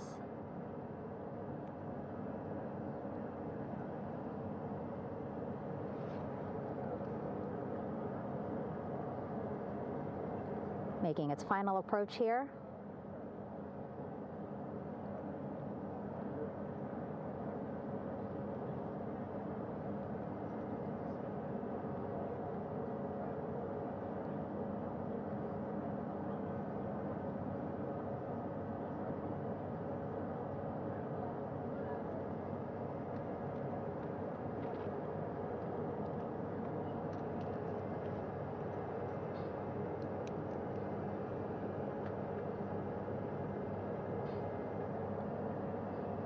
The last astronaut, Commander Reid Wiseman, now off the front porch and almost into the second helicopter. Both now on their way back to the ship where we are, the USS John P. Murtha, just west of San Diego in the Pacific Ocean.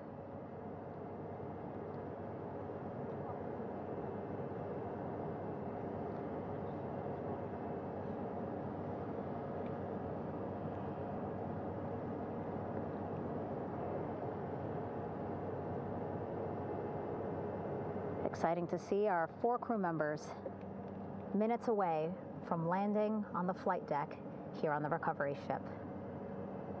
550 people on this ship, excited, ready, anxious, looking forward to welcoming this crew aboard.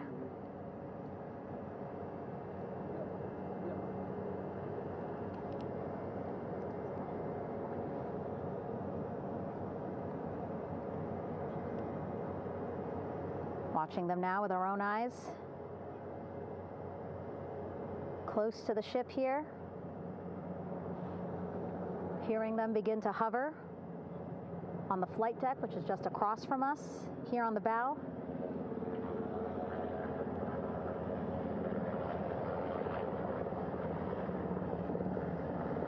The first helicopter coming in.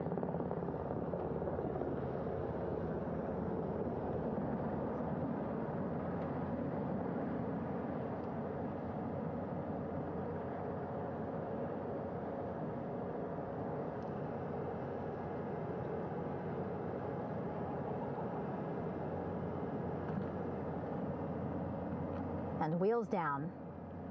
Wheels down of the first helicopter carrying 2 of our Artemis II crew. Pilot Victor Glover and mission specialist Christina Koch.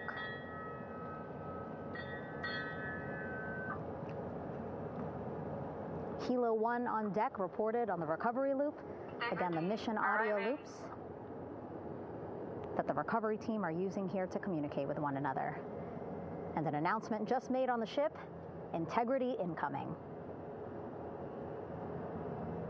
2 more helicopters on their way to the flight deck, one carrying the crew, the other, one of our imagery helicopters. Again, kudos to our imagery and aerial teams for giving us these beautiful views of history in the making. Set amid a gorgeous, soon-to-be sunset here in the Pacific Ocean.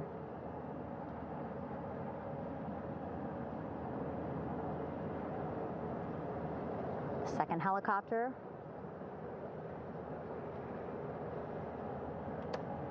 making its approach of the flight deck.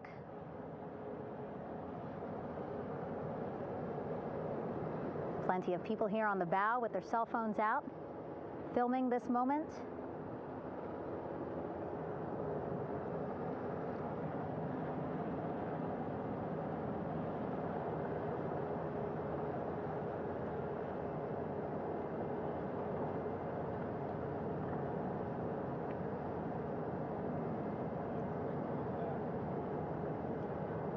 Some impressive flying here by the Navy, as we are seconds away from wheels down. And there you go. We now have all 4 Artemis II crew members on the USS John P. Murtha.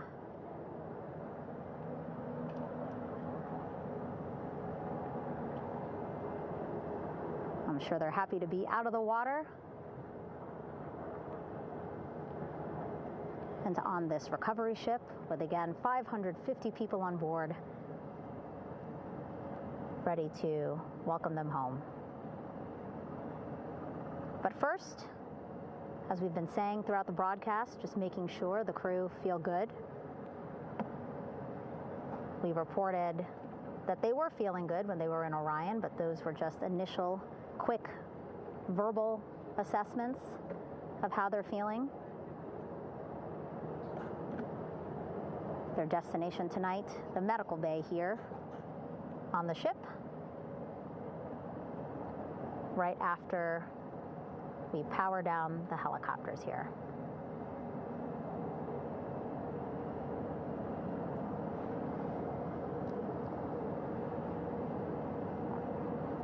The team on the flight deck working quickly but methodically.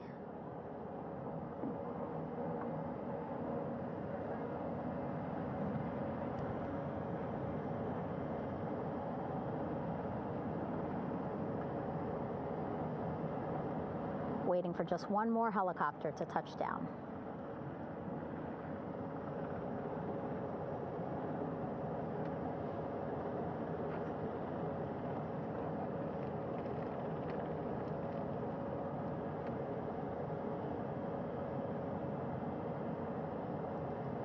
Very limited personnel here on the flight deck. Restricted maneuvering doctrine is in effect.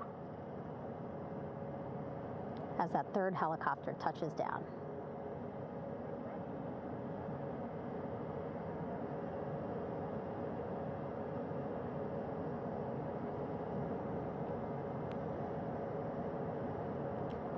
The ship is at flight quarters. Stand clear of waiter decks, aft of frame 095. Burn no cover stop side. Throw no articles over the side. Hold all trash and garbage on station. Flight quarters. While just a few folks on the flight deck itself, there are plenty more on some upper decks. I see in some of our views a very packed crowd overhead. Announcements being made over the ship's loudspeaker system, reminding folks to stay clear of operational areas like the flight deck, so that teams can work quickly to get the crew off of the helicopters and into the medical bay.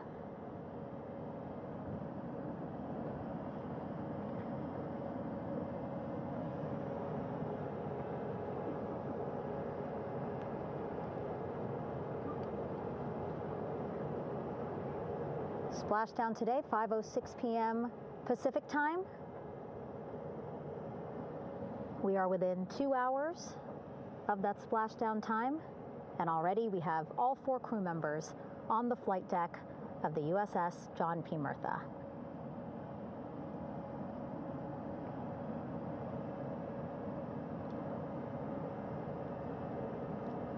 Again, crew waiting before getting out for the helicopters to completely shut down.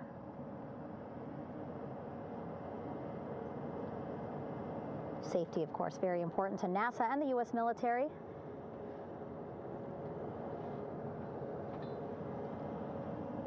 So we'll wait just a couple of minutes here before we start seeing crew members walk off the helicopters one by one.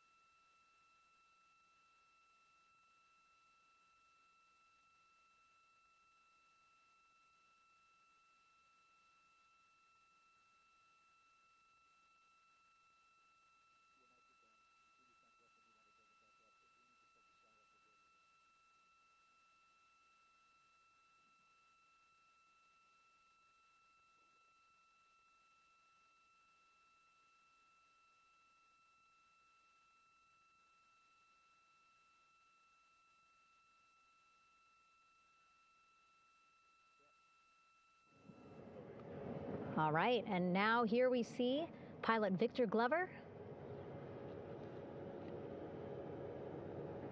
and mission specialist Christina Koch sitting on the edge of one of the helicopters, looking in great spirits.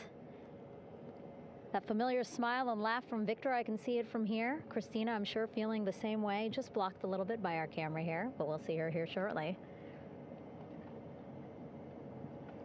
A photographer taking their pictures.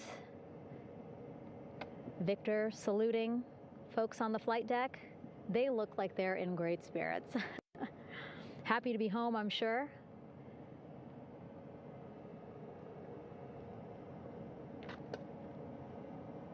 If you're sitting at home, I hope you too are wondering, what would you want to ask them if you got a chance to talk to them? Because that is what I'm thinking about. Getting the opportunity to talk to or ask questions of these 4 astronauts who just made history as the first crew to return to the moon since 1972.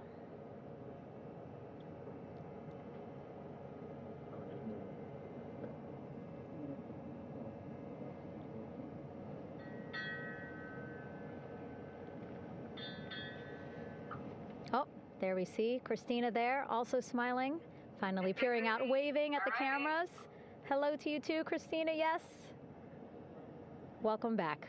Welcome, welcome home. A loudspeaker announcement on the ship saying, "Welcome home, Integrity."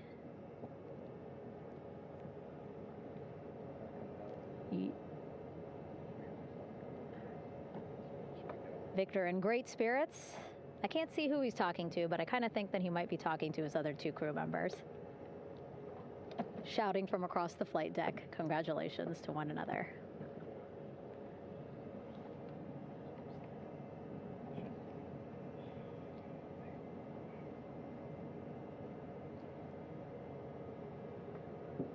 And so now we see some Navy personnel walking up to the helicopter. This is again the first helicopter carrying pilot Victor Glover and mission specialist Christina Koch. Both have taken off their helmets now.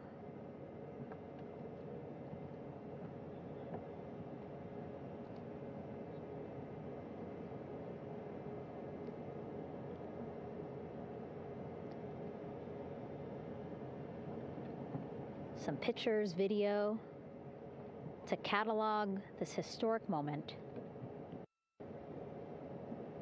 A beautiful sunset just behind them here in the Pacific Ocean. Golden hour. These pictures will be beautiful.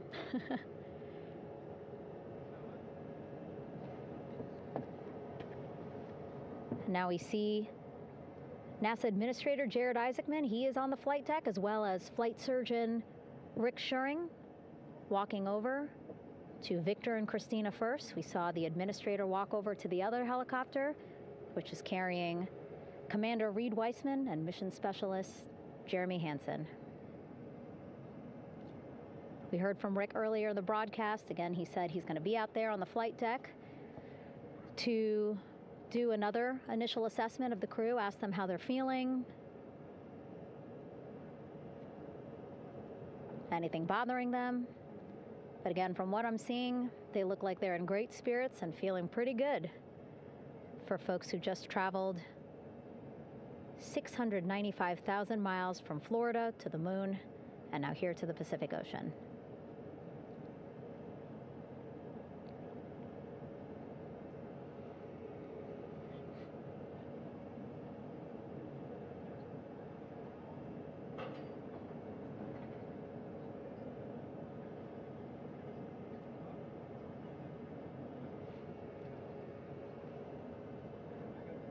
We're now seeing NASA Administrator Jared Isaacman walking across the flight deck. He had been talking to Reid and Jeremy, now approaching Victor and Christina.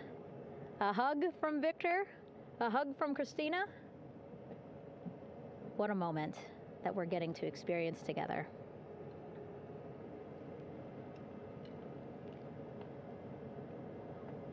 I'm sure congratulatory words. You know, we got to speak to the administrator live on this broadcast as well, and he said the kid in him right now, giddy, absolutely giddy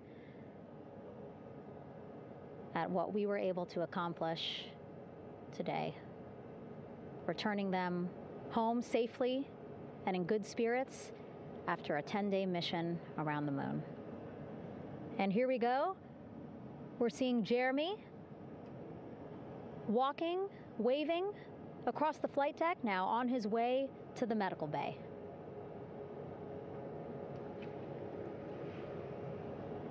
It's a short walk, less than a minute. Again, that's why the recovery team decided to use helicopters to get them on the flight deck for that short walk to medical bay. And now on the flight deck, we see the chief of the astronaut office, Scott Tingle. Rick Schuring switching places. He's going over to the other helicopter. Big hugs from Victor, Christina to Scott. Again, a gorgeous sunset setting the stage for this recovery tonight.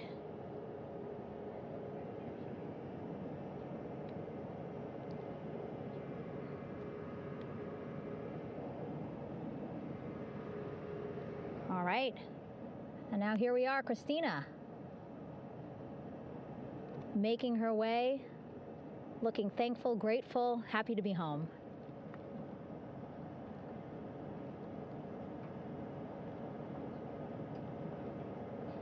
You can see she's looking up. Again, lots of people, just a few levels up off the flight deck,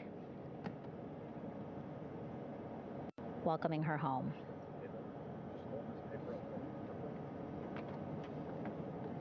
Scott holding the door like a gentleman, but back on his way to the other crew still on the flight deck.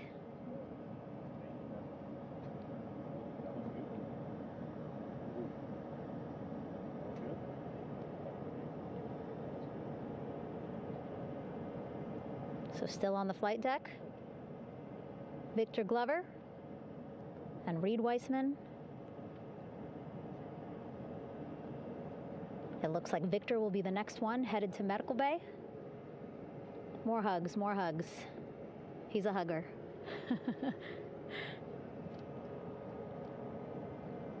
Victor looking good as he walks across the flight deck. NASA Administrator applauding. Victor applauding for all the folks on the ship with him who played a role in their safe return today.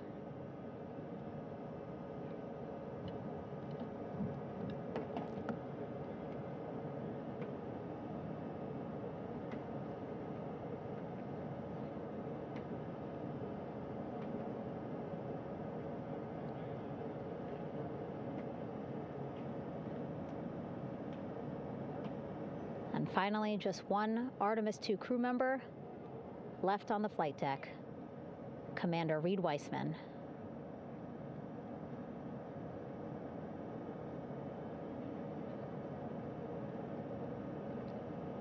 Applause from the group there on the flight deck, I'm sure, as well as on the level just above them, packed with people. Reid looking good as he takes his steps towards the medical bay.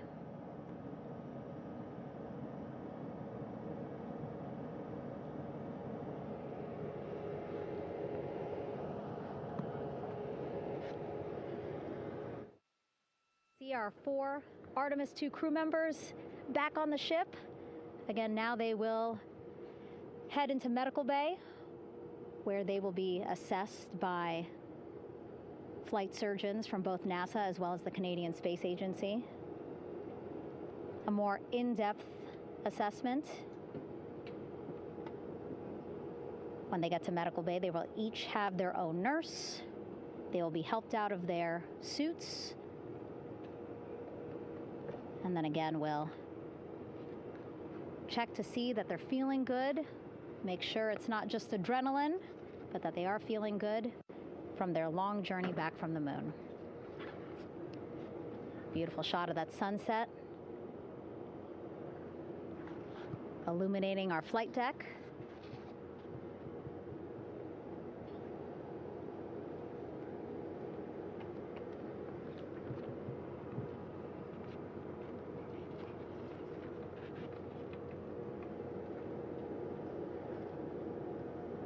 All right, and now with our astronauts safely on board, I want to welcome on Artemis Recovery Director Lily Villarreal. Lily, I don't know how you must be feeling right now. Ecstatic, relieved? So ecstatic, relieved. Of course, we still have to bring the capsule into the well deck of the ship, but this is a major milestone to have the crew here on the ship and in med bay. You know, our team has been preparing and working really hard, and I'm just so proud of them all. Everything went very well, just as planned. Our teammates in Houston, the flight control team was just amazing. We were able to have great conversations and communications about everything. And I don't know what else to say. I'm just so ecstatic. It's such a wonderful feeling to get to this point. Again, we still have to get the capsule, but this is huge for all of us in landing recovery. And I couldn't do this without my team, and of course the full support of the U.S. military. There's going to be lots of, high fives when we get the capsule back in, and I'm so happy that the crew's doing well, Orion's doing well, and thank you for everybody watching. Yeah, it was great to watch the crew come back to the ship with you. How were you feeling when you were seeing them looking so happy to be home and feeling really good? The funny thing is that we had video of them from inside the Orion vehicle. They were like that from the beginning. When we opened the hatch, they were already out of their seats, having a good time, waiting for us to open the hatch. And they opened the hatch, and of course we did the first medical assessment. Everybody was doing very well, and they were just having such a great time with the medical team that was inside the capsule. I think they were all taking selfies with the phones that they have, probably talking about what they saw, and it was just smiles all around. They were having such a great time. And then we put them on the front porch when we were ready to put them on the front porch. And again, you could see they were just so ecstatic to be home and talking to everybody. So we were very happy to see all of that in the control room of the LFOC. How remarkable is that? Again, if we think about their journey, the 695,000-mile journey around the moon and back, coming back at 30 times faster than the speed of sound. I mean, how remarkable is that they are in such good spirits? I mean, this is an amazing crew. I think you guys have seen it for the past 10 days. They're wonderful people, and we're so happy that they brought us along on that ride. And I can't wait to see all the additional videos and pictures that they have that, we'll get a hold of now that they're back on the ground. And I can't wait to hear how, a little more than what we saw on the press briefings from the crew about what they saw. It's just fantastic. Some of my favorite people around this 10 days was the science team and how excited they were. And so this is exactly how we feel in the landing recovery team when the science team went, oh my goodness, when they heard all the discussions about the moon. This is exactly how we feel now in the landing recovery team. We're so ecstatic. Yeah. Again, we have to recover the capsule. I want to make sure we don't forget about our Orion.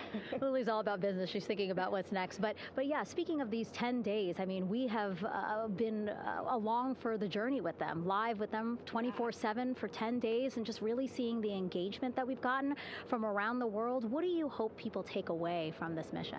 I think that's fantastic. So, my story was that I went to the Kennedy Space Center. I was born in Colombia. I was 10 years old when we moved to the United States, but when I was 7, my family took me to the visitor center, and that's when I learned about Apollo. And we went to the moon, and I learned about astronauts, and that story was what really fueled me to want to do STEM and want to be an astronaut. And I think that this Artemis program is going to do exactly what, what girls, my age back then is 7, young people right now, girls and even like young men, obviously. But we want to empower people to know that you can do this, right? If you want to come and work for NASA, if I did it, they can do it. And Artemis program is just going to inspire everybody. And I'm so happy about that. Yeah. Like Apollo inspired me. Thank you so much, Lily. Really appreciate you being here. As you said, still a lot of work to do, 5 to 6 more hours to recover Orion that's still out in the water. So I'll let you get back to it. But you had beautiful words to say again. We hope that this inspires people. We hope that you come and join us at NASA and accomplish great things with us in the future. Yeah. Back to you, Rob. Thank you, Megan, and safe sailing out there in the Pacific. Here in Mission Control, it is now all quiet. The team of flight controllers and all their support personnel have left the room to enjoy the aftermath of a textbook touchdown by Integrity that splashed down in the Pacific right on target to complete this historic flyby of the moon, the Artemis II mission. With that, we'll wrap up our coverage for the night and point you to a post-splashdown news conference in 15 minutes at 9:35 p.m. Central Time, 10:35 p.m. Eastern Time, where managers will discuss the return of the Integrity spacecraft and the completion of the Artemis II mission. With that, we'll wrap up our coverage for this evening and historic mission in the history books. This is Mission Control Houston.